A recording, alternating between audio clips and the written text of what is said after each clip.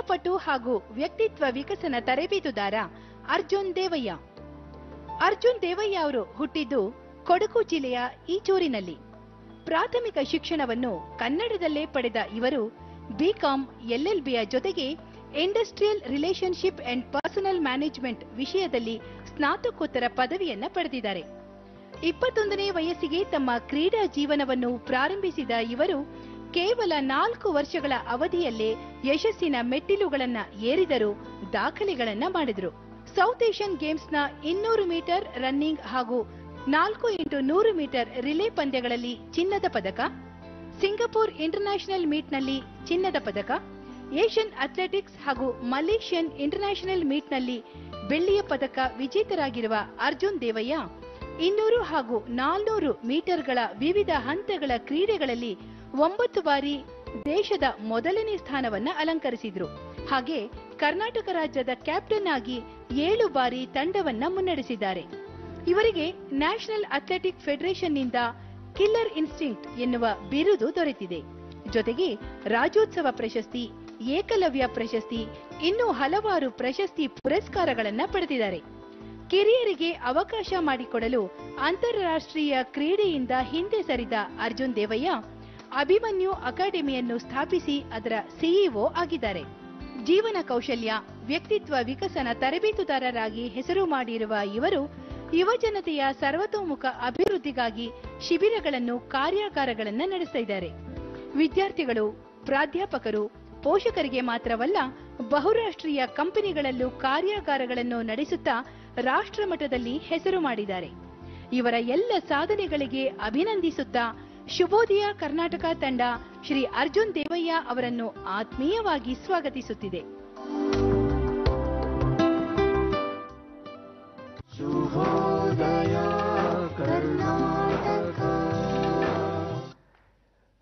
So ಹಾಗಾದ್ರೆ ಇನ್ಯಾಕ್ ತಡ ರಂಜನಿ ಅವರೇ, ಅವರನ್ನ ವೆಲ್ಕಮ್ ಮಾಡೋಣಲ್ಲ. Please welcome mister Arjun Devaiah ಅವರು. ಸರ್ ನಮಸ್ತೆ. ನಮಸ್ತೆ. ಶುಭೋದಯ ಕಾರ್ಯಕ್ರಮಕ್ಕೆ ಆತ್ಮೀಯ ಸ್ವಾಗತ. ನಮಸ್ತೆ sir. Please please please sir. Arjun sir, ಹೇಗಿದ್ದೀರಿ? ತುಂಬಾ ಚೆನ್ನಾಗಿದ್ದೇನೆ. Fit and fabulous as always. ತುಂಬಾ ಚೆನ್ನಾಗಿದ್ದೇನೆ, ಮತ್ತೆ ಬಹಳ ಖುಷಿ ಆಗ್ತಾ ಇದೆ. ಈ ಶುಭೋದಯ ಕಾರ್ಯಕ್ರಮದಲ್ಲಿ ಭಾಗವಹಿಸೋದೇ ಒಂದು ಪುಣ್ಯ ಅಂತೇಳಿ ಅನ್ಕೊಳ್ತೇನೆ ನಾನು. ಯಾಕೆಂದ್ರೆ ಇದು ಕರ್ನಾಟಕದಾದ್ಯಂತ ಅಷ್ಟೇ ಅಲ್ಲ, ಡಿ ಚಂದನದವರು ದೇಶದಾದ್ಯಂತ ಒಂದು ಪ್ರಸರಿಸುವಂತದ್ದು. ಇಲ್ಲಿ ವೈಯಕ್ತಿಕವಾದಂತ ವಿಷಯಕ್ಕಿಂತ ದೇಶಕ್ಕೊಂದು ಉಪಯೋಗ ಆಗುತ್ತೆ ಅಲ್ಲ ಅನ್ನೋಂಥದ್ದು ತುಂಬಾ ಖುಷಿ ಆಗುತ್ತೆ. ಶುರುನಲ್ಲೇ ಎಂತ ಒಳ್ಳೆ ಮಾತಿಂದ ಕಾರ್ಯಕ್ರಮವನ್ನ ಶುರು ಮಾಡ್ಕೊಟ್ಟಿದ್ದೀರಿ ನೀವು. ಸರ್, ನಿಮ್ಮ ಬಗ್ಗೆ, ನಿಮ್ಮ ಸಾಧನೆಗಳ ಬಗ್ಗೆ ಓದ್ತಿರುವಾಗ ತುಂಬಾ ಆಕರ್ಷಣೆ ಅನ್ಸೋ ಮೊದಲ ವಿಚಾರಗಳಲ್ಲಿ ಒಂದು, ನೀವು ಕನ್ನಡ ಮೀಡಿಯಂನಲ್ಲಿ ಓದಿದಂಥದ್ದು. ಯಾಕೆಂತಂದ್ರೆ ಇವತ್ತು ಏನೋ ಒಂದು ಹಿಂಜರಿಕೆ, ಕನ್ನಡ ಮಾಧ್ಯಮದಲ್ಲಿ ಓದಿದ್ರೆ ಏನೂ ಮಾಡಕ್ಕಾಗೋದಿಲ್ಲ, ಅಥವಾ ಇಂಗ್ಲಿಷ್ ಶಾಲೆಗಳಲ್ಲಿ ಓದಿದ್ರೆ ಮಾತ್ರನೇ ಸಾಧನೆ ಮಾಡಕ್ಕಾಗೋದು ಅನ್ನೋ ಒಂದು ಬೇಡದೇ ಇರೋ ಭ್ರಮೆ ನಮ್ಮಲ್ಲಿ ಬಿಟ್ಟಿರೋ ಅಂಥದ್ದು. ನೀವು ಕನ್ನಡ ಶಾಲೆಯಲ್ಲಿ ಓದಿರೋದು ಅದನ್ನ ಹೆಮ್ಮೆಯಿಂದ ಎಲ್ಲಾ ಕಡೆ ಹೇಳ್ಕೊಳ್ತೀರಿ. ಬಹಳ ಖುಷಿ ಆಗೋ ವಿಚಾರ ಅಂದ್ರೆ ಹೇಳ್ತೀರಿ ಎಲ್ಲಾ ಕಡೆ. ಆ ವಿಚಾರದಿಂದಲೇ ಶುರು ಮಾಡೋಣ. ಹೇಗಿತ್ತು ಸರ್ ಆ ಒಂದು ದಿನಗಳು? ನೋಡಿ, ನಾನು ಏನ್ ಗೊತ್ತಾ ರಂಜನಿ ಮೇಡಮ್, ನನಗೆ ತುಂಬಾ ಖುಷಿ ಆಗೋದು ಯಾವಾಗ್ಲೂ ನಾನು ಹೇಳ್ತಾ ಇರ್ತೇನೆ. ಏನು ಅಂದ್ರೆ, ನಾನೊಬ್ಬ ಹಳ್ಳಿಯಲ್ಲಿ ಹುಟ್ಟಿದವನು, ಹಳ್ಳಿಯಲ್ಲಿ ಬೆಳೆದವನು, ಕನ್ನಡ ಮಾಧ್ಯಮದಲ್ಲಿ ಓದ್ದವನು. ನನಗೆ ಕನ್ನಡ ಗಂಡು ಮಕ್ಕಳ ಶಾಲೆ ಜಿಂದಾಬಾದ್ ಅಂತೇಳಿ ಹೇಳ್ತಾ ಇರ್ತೇನೆ. ಜನರಲ್ಲಿ ಈ ಕೀಳರ್ಮೆ ಬೇಡ. ಯಾಕೆಂದ್ರೆ ನೋಡಿ, ಬಹಳಷ್ಟು ಜನ ಏನಂತಾರೆ ಅಂದ್ರೆ, ಆಂಗ್ಲ ಭಾಷೆನ ನಾನು ತುಂಬಾ ಚೆನ್ನಾಗಿ ಮಾತಾಡಿದ್ರೆ ನನ್ನ ಜನ ಮೆಚ್ಕೊಳ್ತಾರೆ ಅಂತ ಹೇಳಂತಾರೆ. ಹಳ್ಳಿ ಯುವಕ ಯುವತಿಯರು ನೋಡ್ತಾ ಇರ್ತಾರೆ. ಈ ಆಂಗ್ಲ ಭಾಷೆ ಯಾರ ಮನೆ ಸೊತ್ತು ಅಲ್ಲ, ಇದನ್ನ ಕಲಿಯೋದು ತುಂಬಾ ಸುಲಭ, ಆದ್ರೆ ಬೇಕು. ಇಂಗ್ಲಿಷ್ ಬಹಳ ನೆಸೆಸರಿ. ಯಾಕೆ ಅಂದ್ರೆ ಇವತ್ತಿನ ಮಾಡರ್ನ್ ಸೊಸೈಟಿದಲ್ಲಿ ಅದನ್ನ ತಮ್ಮ ಪ್ರೊಫೆಷನಲಿಸಂ, ನಿಮ್ಮ ಜಾಬ್ ನಿರ್ವಹಣೆಗೆ ಅದು ಬೇಕಾಗತ್ತೆ. ಆದ್ರೆ ನನ್ನ ಅಭಿಪ್ರಾಯ ಹೇಗೆ ಅಂದ್ರೆ, ಅದು ಒಂದು ಕಡೆ ಆದ್ರೆ ಆಂಗ್ಲ ಭಾಷೆನ ಕಲಿಬೇಕಾಗಿರೋದು ಯಾಕೆ ಅಂತ ಹೇಳಂದ್ರೆ, ತುಂಬಾ ಜನರು ಅನ್ಕೊಳ್ತಾರೆ ಈ ತೋರಿಕೆಗೆ ಅಂತೇಳಿ. ನಂದೊಂದು ಅಭಿಪ್ರಾಯ ಇದೆ. ನಾನೇನಂತೇನೆ ಅಂದ್ರೆ, ನೀವು ಕರ್ನಾಟಕದವರು ಮೊದಲು ಕನ್ನಡ ಕಲೀರಿ, ನಾವು ಭಾರತ ದೇಶದವರು ಮೊದಲು ಹಿಂದಿ ಕಲೀರಿ. ಅಂದ್ರೆ ಒಂದು ಪ್ರಾದೇಶಿಕ ಭಾಷೆ, ಒಂದು ರಾಷ್ಟ್ರೀಯ ಭಾಷೆ, ಅಂತಾರಾಷ್ಟ್ರೀಯ ಭಾಷೆ ಅಂತೇಳಿ ಆಂಗ್ಲ ಭಾಷೆ ಕಲೀರಿ. ಈ 3 ಭಾಷೆ ಬೇಕೇ ಬೇಕು. ಯಾಕೆ ಅಂದ್ರೆ, ನಾನೊಬ್ಬ ಕನ್ನಡಿಗನಾಗಿ ಯಾರೇ ಒಬ್ರು ಹೊರದೇಶದಿಂದ ಆಗ್ಲಿ ಹೊರನಾಡಿನಿಂದ ಬಂದ್ರೆ ಅವ್ರಿಗೆ ನಾನು ಕನ್ನಡದಲ್ಲಿ ಹೇಳಿದ್ರೆ ಅರ್ಥ ಆಗ್ಲಿಕ್ಕಿಲ್ಲ. ಅದಕ್ಕೋಸ್ಕರ ಹಿಂದಿದಲ್ಲಿ ಹೇಳ್ಬೇಕಾಗ್ಬೋದು. ಅಥವಾ ನಾನು ಹೊರಗಡೆ ಹೋದಾಗ ನನಗೆ ನನ್ನ ವಿಚಾರನ ಹೇಳಬೇಕು ಅಂದಾಗ ನಾನು ಕನ್ನಡದಲ್ಲಿ ಹೇಳಿದ್ರೆ ಅವ್ರಿಗೆ ಅರ್ಥ ಆಗ್ಲಿಕ್ಕಿಲ್ಲ, ಇಂಗ್ಲಿಷ್ನಲ್ಲಿ ಹೇಳ್ಬೇಕಾಗ್ಬೋದು. ಅದಕ್ಕೋಸ್ಕರ ಭಾಷೆ ಯಾಕೆ ಬೇಕಾಗಿರೋದು ಅಂದ್ರೆ, ನಾನು ಮೆರಿಲಿಕ್ಕಲ್ಲ, ನನ್ನ ತಾಯಿ ಕನ್ನಡತಿ, ನನ್ನ ಮಾತೆ ಭಾರತ ಮಾತೆ ಏನು ಅನ್ನುವಂಥದ್ದನ್ನ ಜನರಿಗೆ ತಿಳಿಸ್ಲಿಕ್ಕೆ, ಅವ್ರಿಗೆ ಅರ್ಥ ಮಾಡಿಸ್ಲಿಕ್ಕೆ ಆ ಭಾಷೆ ಬೇಕಾಗಿರೋದು. ಆದ್ರೆ ಇವತ್ತು ಪಾಶ್ಚಾತ್ಯ ಸಂಸ್ಕೃತಿನ ತಂದು ಇಟ್ಕೊಂಡು ನಮ್ಮ ಸಂಸ್ಕೃತಿನ ಹಾಳು ಮಾಡುವಂತ ನಿಟ್ಟಿನಲ್ಲಿ ಕೆಲವು ಜನರಿದ್ದಾರೆ. ಮಾಡ್ಕೊಳ್ಬಾರ್ದು. ಯಾಕೆ ಅಂದ್ರೆ ಸ್ವಾಮಿ ವಿವೇಕಾನಂದರು ಒಂದು ಮಾತು ಹೇಳ್ತಾರೆ, ನಾನು ಅವ್ರನ್ನ ಉಲ್ಲೇಖ ಮಾಡಿ ಮಾತಾಡ್ಲಿಕ್ಕೆ ಇಷ್ಟಪಡ್ತೇನೆ. ಅವ್ರಂತಾರೆ, ಯಾವ ದೇಶ ತನ್ನ ಸಂಸ್ಕೃತಿನ ಮರೆಯುತ್ತೆ ಆ ದೇಶ ನಿರ್ನಾಮ ಆಗುತ್ತೆ ಅಂತಾರೆ. The country which loses it's culture will perish ಅಂತೇಳಿ. ಈಗ ನಮ್ಮ ವೀಕ್ಷಕರು ಕೇಳಬಹುದು, ಅಂತ ದೇಶ ಯಾವುದು ಅಂತೇಳಿ. ಎಷ್ಟೋ ದೇಶಗಳಿದಾವೆ, ಅದರಲ್ಲಿ ಒಂದು ದೇಶ ಗ್ರೀಕ್ ದೇಶ. ನಾನು ಯಾಕೆ ಗ್ರೀಕ್ ದೇಶದ ಬಗ್ಗೆ ಉಲ್ಲೇಖ ಮಾಡ್ತಾ ಇದ್ದೇನೆ ಅಂದ್ರೆ ರೆಹಮಾನ್ ಸರ್, ಯಾಕೆ ಅಂದ್ರೆ ಗ್ರೀಕ್ ದೇಶ ಅಂತ ಅತ್ಯುನ್ನತವಾದಂತ ದೇಶ. ಪರಾಕ್ರಮಿಯಾದಂತ ಸಾಕ್ರೆಟಿಸ್, ತತ್ವಜ್ಞಾನಿಯಾದಂತ ಪರಾಕ್ರಮಿಯಾದಂತ ಅಲೆಕ್ಸಾಂಡರ್ ದಿ ಗ್ರೇಟ್, ತತ್ವಜ್ಞಾನಿಯಾದಂತ ಸಾಕ್ರೆಟಿಸ್ ದಿ ಗ್ರೇಟ್, ಇಂಥವ್ರನ್ನ ಕೊಟ್ಟಿರುವಂತ ಮಾತೆ ಇವತ್ತು ಮಾರಾಟಕ್ಕಿದ್ದಾಳೆ. ಗ್ರೀಕ್ ದೇಶ ಯಾರು ಕೊಂಡ್ಕೊಳ್ಳಿಕ್ ತಯಾರಿಲ್ಲ. ಯಾಕೆಂದ್ರೆ ಒಂದು ಸಮಯದಲ್ಲಿ ಅವ್ರೇನ್ ಅನ್ಕೊಂಡ್ರು ಅಂದ್ರೆ, ನಮ್ಮನ್ನ ಯಾರ್ರೀ ಮುಟ್ಟೋರು, ನಾವು ಬಹಳ ಎತ್ತರಕ್ಕೆ ಬೆಳೆದ್ ನಿಂತಿರೋರು ಅಂತೇಳಿ ಅನ್ನುವಂತ ಒಂದು ದುರಾಂಕಾರ ಬಂದಿರಬಹುದು. ಇವತ್ತು ಎಷ್ಟೋ ಸಂಸ್ಥೆಗಳಲ್ಲಿ ನೋಡಿದ್ದೇವೆ. ಅದಕ್ಕೆ ಸ್ವಾಮಿ ವಿವೇಕಾನಂದರು ದೊಡ್ಡ ಪ್ರಮಾಣದಲ್ಲಿ ಹೇಳಿದ್ರು, ಯಾವ ದೇಶ ತನ್ನ ಸಂಸ್ಕೃತಿನ ಮರೆಯುತ್ತೆ ಆ ದೇಶ ನಿರ್ನಾಮ ಆಗುತ್ತೆ ಅಂತೇಳಿ. ನಾನು ಅದಕ್ಕೆ ಅರ್ಜುನ್ ದೇವಯ್ಯ ಒಂದು ಸಣ್ಣ ಪ್ರಮಾಣದಲ್ಲಿ ತಂದೆ. ಏನು ಅಂದ್ರೆ, ಸ್ವಾಮಿ ವಿವೇಕಾನಂದರು ಯಾವ ದೇಶ ತನ್ನ ಸಂಸ್ಕೃತಿನ ಮರೆಯುತ್ತೆ ಆ ದೇಶ ಪತನ ಆಗುತ್ತೆ ಅಂದ್ರೆ, ಅವ್ರು ಹೇಳಿರೋದು 125 ವರ್ಷದ ಹಿಂದೆ. ಗ್ರೀಕ್ ದೇಶ ಅದಕ್ಕಿಂತ ತುಂಬಾ ಹಳೇದು. ಆದ್ರೆ ವಿಚಾರಗಳು ಯಾವಾಗ ಬರ್ತವೆ ಅನ್ನುವಂಥದ್ದು ಬಹಳ ಮುಖ್ಯ ಅಲ್ವಾ ಸರ್? ಅಲ್ಲಿ ಸ್ವಾಮಿ ವಿವೇಕಾನಂದರು ಆ ತರ ಹೇಳಿದಾಗ ನಾನು ಅದನ್ನ ಸಣ್ಣ ಪ್ರಮಾಣದಲ್ಲಿ ಏನ್ ತಂದೆ ಅಂದ್ರೆ, ಯಾವ ಸಂಸ್ಥೆಯಲ್ಲಾಗ್ಲಿ, ಯಾವ ಜನಾಂಗದಲ್ಲಾಗ್ಲಿ, ಯಾವ ಪಂಗಡದಲ್ಲಾಗ್ಲಿ ಸಂಸ್ಕೃತಿ ಇರೋದಿಲ್ಲೋ ಆ ಜನಾಂಗ, ಆ ಒಂದು ಪಂಗಡ ನಿರ್ನಾಮ ಆಗುತ್ತೆ, ಆ ಸಂಸ್ಥೆ ನಿರ್ನಾಮ ಆಗುತ್ತೆ. ಮತ್ತೆ ಬಂದು ಇನ್ನೂ ಕೆಳಮಟ್ಟದ ಅಂದ್ರೆ ಒಂದು ಸಣ್ಣ ಪ್ರಮಾಣದಲ್ಲಿ ಮೈಕ್ರೋ ಲೆವೆಲ್ ತಗೊಂಡು ಬಂದು ಹೇಳಿದೆ, ಯಾವ ಸಂಸಾರದಲ್ಲಿ ಸಂಸ್ಕಾರ ಇಲ್ಲ ಆ ಸಂಸಾರ ಪತನ ಆಗುತ್ತೆ. ಇವತ್ತು ತಾವು ನೋಡ್ತಾ ಇರಬಹುದು, ತುಂಬಾ ಜನ ಕ್ರಾಸ್ ರೋಡ್ಸ್ ನಲ್ಲಿ ಇರೋದು ಒಂದೇ ಒಂದು ವಿಚಾರದಿಂದ. ಯಾಕೆ ಅಂದ್ರೆ ಸಂಸ್ಕೃತಿನ ಬಿಟ್ಟಿದ್ದಾರೆ. ಸಂಸ್ಕೃತಿ ಅನ್ನುವಂಥದ್ದು ನೋಡಿ ಏನ್ ಗೊತ್ತಾ ಮೇಡಮ್, ಸಂಸ್ಕೃತಿ ಅನ್ನುವಂಥದ್ದು ಒಂದು ತಾಯಿ ಬೇರದು. ನಾವು ಎಷ್ಟೇ ಹಣ್ಣುಗಳನ್ನ ಇದನ್ನ ನೋಡ್ಬೋದು, ವೃಕ್ಷ ಚೆನ್ನಾಗಿ ಕಾಣಬಹುದು, ಬೇರ್ ಗಟ್ಟಿಯಾಗಿಲ್ಲ ಅಂದ್ರೆ ಬಿರುಗಾಳಿಗೆ ಕುಸಿದು ಹೋಗುತ್ತೆ. ಅದೇ ತರ ಯಾವ ಮನುಷ್ಯನಲ್ಲಿ ತನ್ನ ಸಂಸ್ಕೃತಿನ ಮರೆತು ಬಿಡ್ತಾನೆ, ಬೇರೆ ಸಂಸ್ಕೃತಿನ ತಗೊಳ್ತಾನೆ, ಅದು ಆವಾಗ ಬಹಳ ಅನಾಹುತ ಆಗುತ್ತೆ. ನಾನು ಇದನ್ನ ಈ ಬ್ಯಾಕ್ ಗ್ರೌಂಡ್ ಯಾಕೆ ಕೊಟ್ಟೆ, ಇಷ್ಟೆಲ್ಲ ಉಲ್ಲೇಖ ಯಾಕೆ ಮಾಡಿದೆ ಅಂದ್ರೆ, ಎಲ್ಲೋ ಒಂದು ಕಡೆ ಕನ್ನಡ ಶಾಲೆಯಲ್ಲಿ ಓದಿದ್ ನನಗೆ ಒಂದೇನು ಅನಿಸ್ತು ಅಂದ್ರೆ, ನಾನು ಬೇರೆ ಇಂಗ್ಲಿಷ್ ಮೀಡಿಯಂನ ನಾನು 8ನೇ ಕ್ಲಾಸಿಂದ ಇಂಗ್ಲಿಷ್ ಮೀಡಿಯಂಗೆ ಹೋದೆ ನಿಜ, ಆದ್ರೆ 7ನೇ ಕ್ಲಾಸ್ ವರೆಗೆ ಬೇಸಿಕ್ ಲೆವೆಲ್ ಆ ಗುರುಗಳು ಹೇಳುವಂಥದ್ದು, ಅವ್ರು ಹೇಳ್ತಿದ್ದಂತ ವಿಚಾರ ಏನು ಅಂದ್ರೆ, ಶಿಕ್ಷಣಕ್ಕಿಂತ ಜಾಸ್ತಿ ತಾನು ತನ್ನ ವ್ಯಕ್ತಿತ್ವನ ಹೇಗೆ ರೂಪಿಸ್ಕೊಳ್ಬೇಕು. ಶಿಕ್ಷಣ ಅನ್ನುವಂಥದ್ದು ಪಠ್ಯಪುಸ್ತಕದಲ್ಲಿ ಯಾರು ಬೇಕಾದ್ರೂ ಕಲಿಸಬಹುದು ಅನ್ನುವಂತ ಒಂದು ತತ್ವ ಇತ್ತು, ಕಲಿಬೇಕು ನೀವು. ಆದ್ರೆ ಜೀವನ ಅನ್ನುವಂಥದ್ದು ಇದೆ ಅಲ್ಲ, ಅದು ಪಠ್ಯಪುಸ್ತಕನ ಬಿಟ್ಟು ಕಲಿಸುವಂಥದ್ದು. ಎಷ್ಟು ನಮಗೆ ಆ ಶಾಲೆನ ಗುಡಿಸೋದ್ರಿಂದ ಹಿಡ್ಕೊಂಡು, ಆ ಶಾಲೆನ ವಾತಾವರಣನ ಶುಚಿ ಮಾಡೋದ್ರಿಂದ ಹಿಡ್ಕೊಂಡು, ಸ್ವಚ್ಛ ಭಾರತ್ ಅದೇ ಸಮಯದಲ್ಲಿತ್ತು. ಇವತ್ತು ಜನರಿಗೆ ಹೇಳ್ಬೇಕಾಗಿ ಬಂದಿದೆ, ಪ್ರಧಾನಮಂತ್ರಿಯಿಂದ ಹಿಡ್ಕೊಂಡು ತಮ್ಮವರೆಗೂ ನಮ್ಮವರೆಗೂ ಎಲ್ಲರಿಗೂ ಹೇಳ್ಬೇಕಾಗಿದೆ ಸ್ವಚ್ಛ ಭಾರತ್ ಅಂತ ಹೇಳಿ. ಅವತ್ತು ಸ್ವಚ್ಛತೆ ಅಂದ್ರೆ ಗುರುಗಳು ಹೇಳಿರುವಂತ ವಿಚಾರ ಹೇಗೆ ಅಂದ್ರೆ, ನಾನು ಅಂತೇನೆ, ಸ್ವಚ್ಛತೆ ಅಂದ್ರೆ ಮನಸ್ಸಿನ ಸ್ವಚ್ಛತೆ. ನಮ್ಮ ಮನಸ್ಸು ಸ್ವಚ್ಛವಾಗಿದ್ರೆ ಇಂಥವೆಲ್ಲ, ನಾನು ಇಂಗ್ಲಿಷ್ ಮೀಡಿಯಂನಲ್ಲಿ ಇರ್ಲಿಲ್ಲ ಹಾಗೆ ಅನ್ನೋದಿಲ್ಲ. ಮಾರಲ್ ಸೈನ್ಸ್ ಅನ್ನುವಂತ ಒಂದು ಸಬ್ಜೆಕ್ಟ್ ಇತ್ತು, ಇವತ್ತು ಲೈಫ್ ಸ್ಕಿಲ್ಸ್ ಅಂತ ಹೇಳಿರ್ಬೋದು, ಇದೆ. ಆದ್ರೂ ಕೂಡ ಅವತ್ತಿಗೂ ಇವತ್ತಿಗೂ ದೇಶ ಬದಲಾಗಿದೆ. ನಾವು we have got in to digital mode. ಅವಾಗ ಏನಾಗುತ್ತೆ ಹೇಳಿ, ಪಾಪ ನಾನು ಯುವತಿಯರನ್ನ ಯಾರನ್ನು ದೂರಲ್ಲ, ಅವ್ರು ಏನ್ ತಗೊಂಡು ಹೋಗ್ತಾರೆ ಅಂದ್ರೆ, ನಾನೇನ್ ಕಲಿಸ್ತೇನೆ ಅದನ್ನ ಅವ್ರು ತಗೊಂಡು ಹೋಗ್ತಾರೆ. ನಾನು ಅದಕ್ಕೆ ಹೇಳೋದು, ಮೂಲ ಪ್ರತಿ ಸರಿ ಇದ್ರೆ ದ್ವಿಪ್ರತಿ ಸರಿ ಇರುತ್ತೆ. ಮೂಲ ಪ್ರತಿನೇ ಸರಿ ಇಲ್ಲ ಅಂದ್ರೆ ಜೆರಾಕ್ಸ್ ವಿಲ್ ಬಿ ಅಗೇನ್ ಬ್ಯಾಡ್. ನಮ್ಮ ಪಾಪ ನಮ್ಮ ಯುವತಿಯರಿಗೆ ಸಂಸ್ಕಾರನ ಕಲಿಸುವಂತದ್ದು ನಮ್ಮಲ್ಲಿ ತಾಳ್ಮೆ ಇರಬೇಕು. ಅದಕ್ಕೆ ನಾನ್ ಕಲ್ಕೊಳ್ಬೇಕು. ಅದು ಯಾಕೆ ಅನ್ನುವಂಥದ್ದನ್ನ ತಿಳಿಸ್ಬೇಕು. ಸ್ವಲ್ಪ ಮಡಿವಂತಿಕೆ ಕೆಲವೊಂದು ಜಾಗದಲ್ಲಿ ಇದಾವೆ. ಆ ಮಡಿವಂತಿಕೆನ ಇವತ್ತು ನಮ್ಮ ಯುವತಿಯರಿಗೆ ಏನಾಗುತ್ತೆ ಅಂದ್ರೆ, ಅಯ್ಯೋ ಇದು ಏನಪ್ಪಾ ಇಷ್ಟೊಂದು ಇದ್ರಲ್ಲಿ. ಅಲ್ಲಿ ಏನಾಗ್ತಾ ಇದೆ, ಪಾಶ್ಚಾತ್ಯ ಸಂಸ್ಕೃತಿಯಲ್ಲಿ ಬಹಳ ಸುಲಭದಲ್ಲಿ ಒಳಗಡೆ ಹೋಗ್ಬಿಟ್ಟಿದ್ದಾರೆ. ಯಾಕೆಂದ್ರೆ ಅವ್ರಿಗೆ ಹೆಚ್ಚಿಗೆ ಏನಿಲ್ಲ, ಡೈರೆಕ್ಟ್ ರೇಸೆ, ವಾರ್ಮ್ ಅಪ್ ಗಿರ್ಮಪ್ ಎಲ್ಲ ಏನಿಲ್ಲ, ಆ ರೀತಿ ಪರಿಸ್ಥಿತಿ. ಸೊ ಈ ಎಲ್ಲ ವಿಚಾರ ನನಗೆ ನೀವು ಕೇಳ್ದ ಹಾಗೆ ಮೇಡಮ್, ಆ ಹಳ್ಳಿ ಪರಿಸರ, ಹಳ್ಳಿ ಜನ, ನಾವ್ ಎಲ್ಲರ ಜೊತೆಲಿ ಬಡವರು ಬಲ್ಲಿದ್ರು ಅಂತೇಳಿ ಏನಿರ್ಲಿಲ್ಲ. ಗೌರ್ಮೆಂಟ್ ಶಾಲೆಯಲ್ಲಿ ಆಳಿನ ಮಕ್ಕಳು ಬರ್ತಿದ್ರು, ರಾಜನ ಮಗನೂ ಬರ್ತಿದ್ದ. ಆ ತರ ಇದ್ದಂತ ಪರಿಸ್ಥಿತಿ. ಎಲ್ಲಾರು ಕೂತ್ಕೊಂಡಿರ್ತಿದ್ದು, ಯಾವ ಭೇದ ಭಾವ ಇರ್ತಿರ್ಲಿಲ್ಲ. ಆಳ ಮಕ್ಕಳ ಜೊತೆಲಿ ಆಡ್ತಿದ್ದು, ನಮಗ್ ಗೊತ್ತೇ ಇರ್ತಿರ್ಲಿಲ್ಲ. ಅದನ್ನ ಭೇದ ಭಾವ ಮಾಡ್ತಾ ಇರ್ಲಿಲ್ಲ. ನಮ್ಮ ತಂದೆ ತಾಯಂದ್ರು ಭೇದ ಭಾವ ಮಾಡ್ತಾ ಇರ್ಲಿಲ್ಲ. ಎಲ್ಲ ಜೊತೆಲಿ ಆಡಿ ಅಂತಿದ್ರು. ನಾನು ಯಾವಾಗ್ಲೂ ಒಂದ್ ಮಾತು ಹೇಳ್ತೇನೆ, ಬಡತನ ಅನ್ನುವಂಥದ್ದು ಯಾವಾಗ ಶುರು ಆಯ್ತು ಅಂತೇಳಿ ಒಂದು ದೊಡ್ಡ ಪ್ರಶ್ನೆ. ಜನ ಅಂತಾರೆ, ಮನುಷ್ಯ ಯಾವಾಗ ಗೆಡ್ಡೆ ಗೆಣಸು ತಿಂತಿದ್ದ, ಸೈಕಲ್ ಅಲ್ಲಿ ಓಡಾಡ್ತಿದ್ದ, ಬಸ್ಸಲ್ಲಿ ಓಡಾಡ್ತಿದ್ದ, ನಡ್ಕೊಂಡು ಓಡಾಡ್ತಿದ್ದ, ಆವಾಗ ಬಡತನ ಇತ್ತು ಅಂತೇಳಿ ಜನ ಅಂತಾರೆ. ಆದ್ರೆ ನಾನಂತೇನೆ, ಬಡತನ ಬಂದಿದ್ದು ಗೆಡ್ಡೆ ಗೆಣಸು ತಿನ್ನೋ ಸಮಯದಲ್ಲಿ ಬಂದಿರುವಂತದ್ದಲ್ಲ. ಜನ ಯಾವಾಗ ಚಿನ್ನ ತಿನ್ಲಿಕ್ಕೆ ಶುರು ಮಾಡಿದ್ರು ನೋಡಿ, ಆವಾಗ ಬಡತನ ಬಂದಿದೆ. ಇಂಥವೆಲ್ಲ ಈ ವಿಚಾರಗಳನ್ನ ಸರ್ಕಾರಿ ಶಾಲೆಯಲ್ಲಿ ಯಾಕೆ ಅಂತೇಳಿ ನಾನು ಅನ್ನೋದಂದ್ರೆ, ಪಾಪ ನಮ್ಮ ಇವತ್ತು ಎಲ್ಲಾ ಸರ್ಕಾರಿ ಶಾಲೆಗೆ ಹೋಗ್ಬೇಕು ಅಂತೇಳಿ ನಾನು ಹೇಳ್ತಾ ಇಲ್ಲ.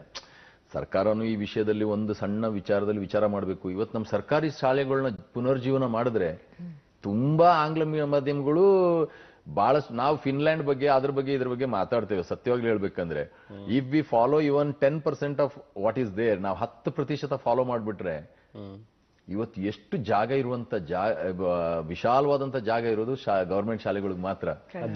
ಅದನ್ನ ಕೆಲವು ಸದ್ಬಳಕೆ ಸಾಮಾಜಿಕವಾಗಿ ಕಾಳಜಿ ಇರುವಂತ ಎಲ್ಲಾರನ್ನೂ ಒಳಗಡೆ ಹಾಕೊಂಡು ಅಲ್ಲಿಗೆ ತಮ್ಮ ಅನುದಾನನ ಕೊಟ್ಟು ಆ ಶಾಲೆಗಳನ್ನ ಹಾಗೆ ಮಾಡಿ, ಈಗ ತಮ್ಮಂತ ಎಷ್ಟೋ ಜನ ಇರ್ತಾರೆ ಒಳ್ಳೊಳ್ಳೆ ಶಿಕ್ಷಕರು, ಅವ್ರನ್ನ ನೇಮಿಸಿ. ಯಾಕೆ ಇವತ್ತು ಇಂಗ್ಲಿಷ್ ಮೀಡಿಯಂ ನಲ್ಲಿ ಬಂದಿರುವಂತ ಮಕ್ಕಳು ಚೆನ್ನಾಗಿ ಮಾಡಿದ್ದಾರೆ. ಆದ್ರೆ ನಾನು ಯಾವಾಗ್ಲೂ ಒಂದು ತಮಾಷೆ ಮಾಡ್ತಾ ಇರ್ತೇನೆ.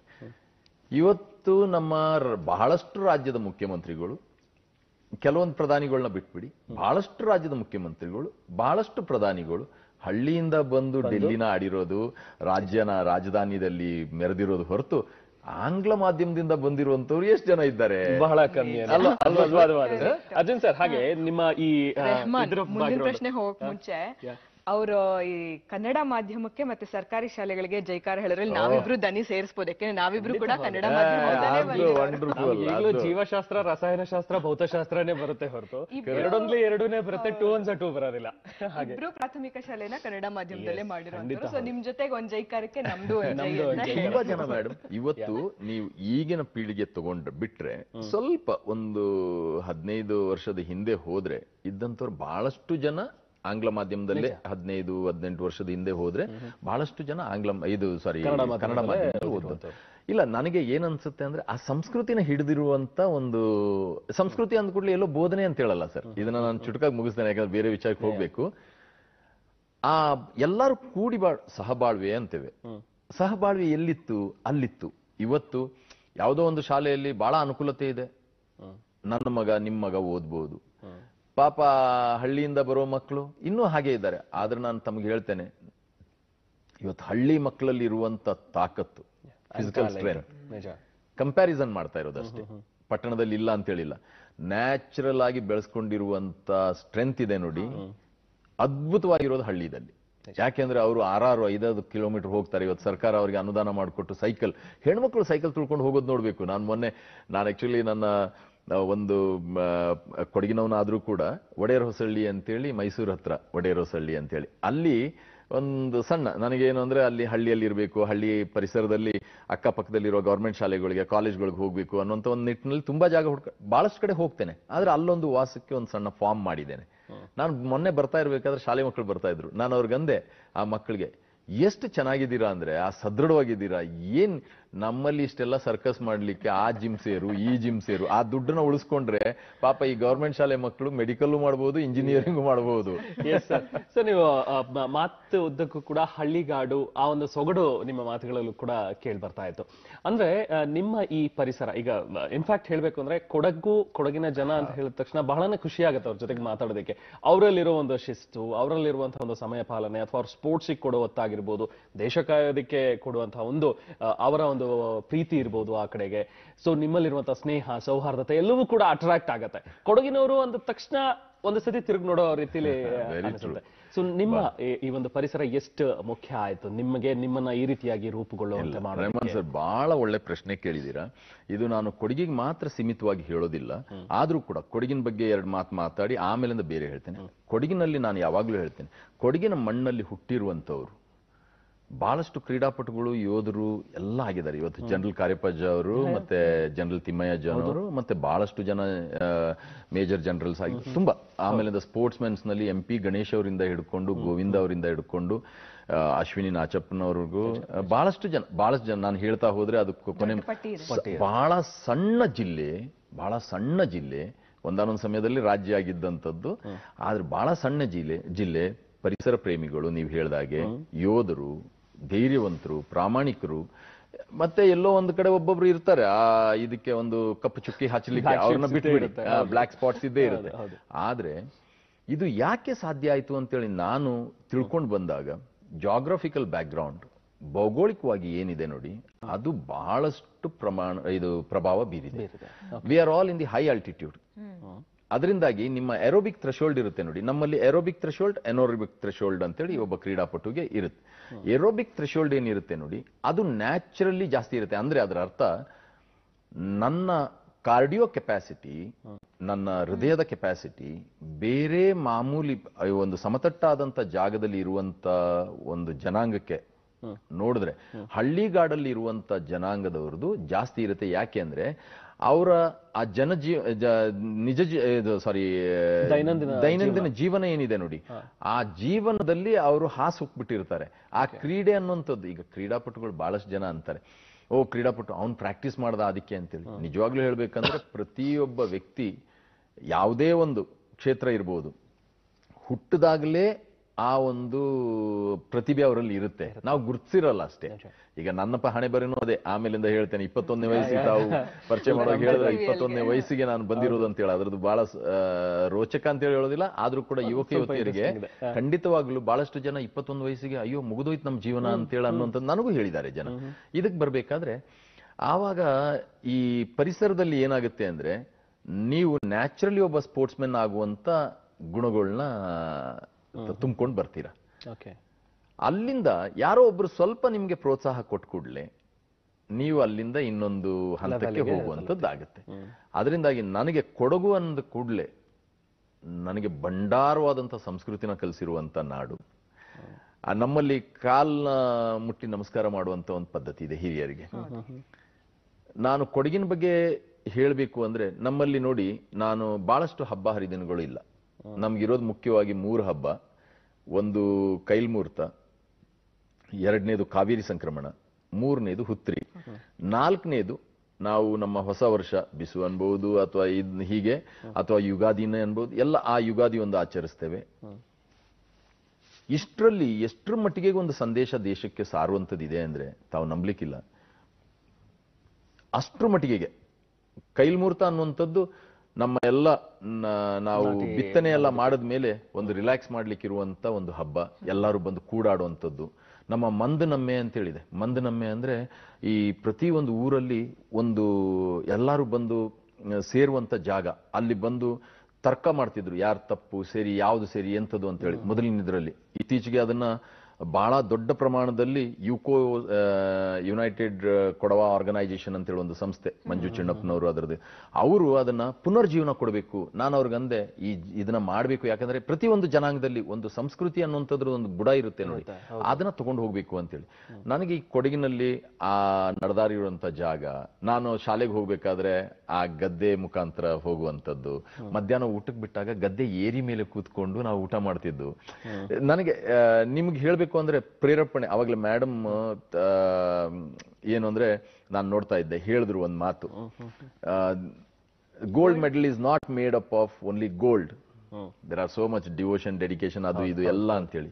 ಹಾಗೆ ಒಬ್ಬ ವ್ಯಕ್ತಿನ ಪರಿಪೂರ್ಣವಾಗಿ ನಿರ್ಮಾಣ ಮಾಡಬೇಕಾದ್ರೆ ಹಳ್ಳಿ ಸೊಗಡು ಖಂಡಿತವಾಗ್ಲೂ ಬೇಕು.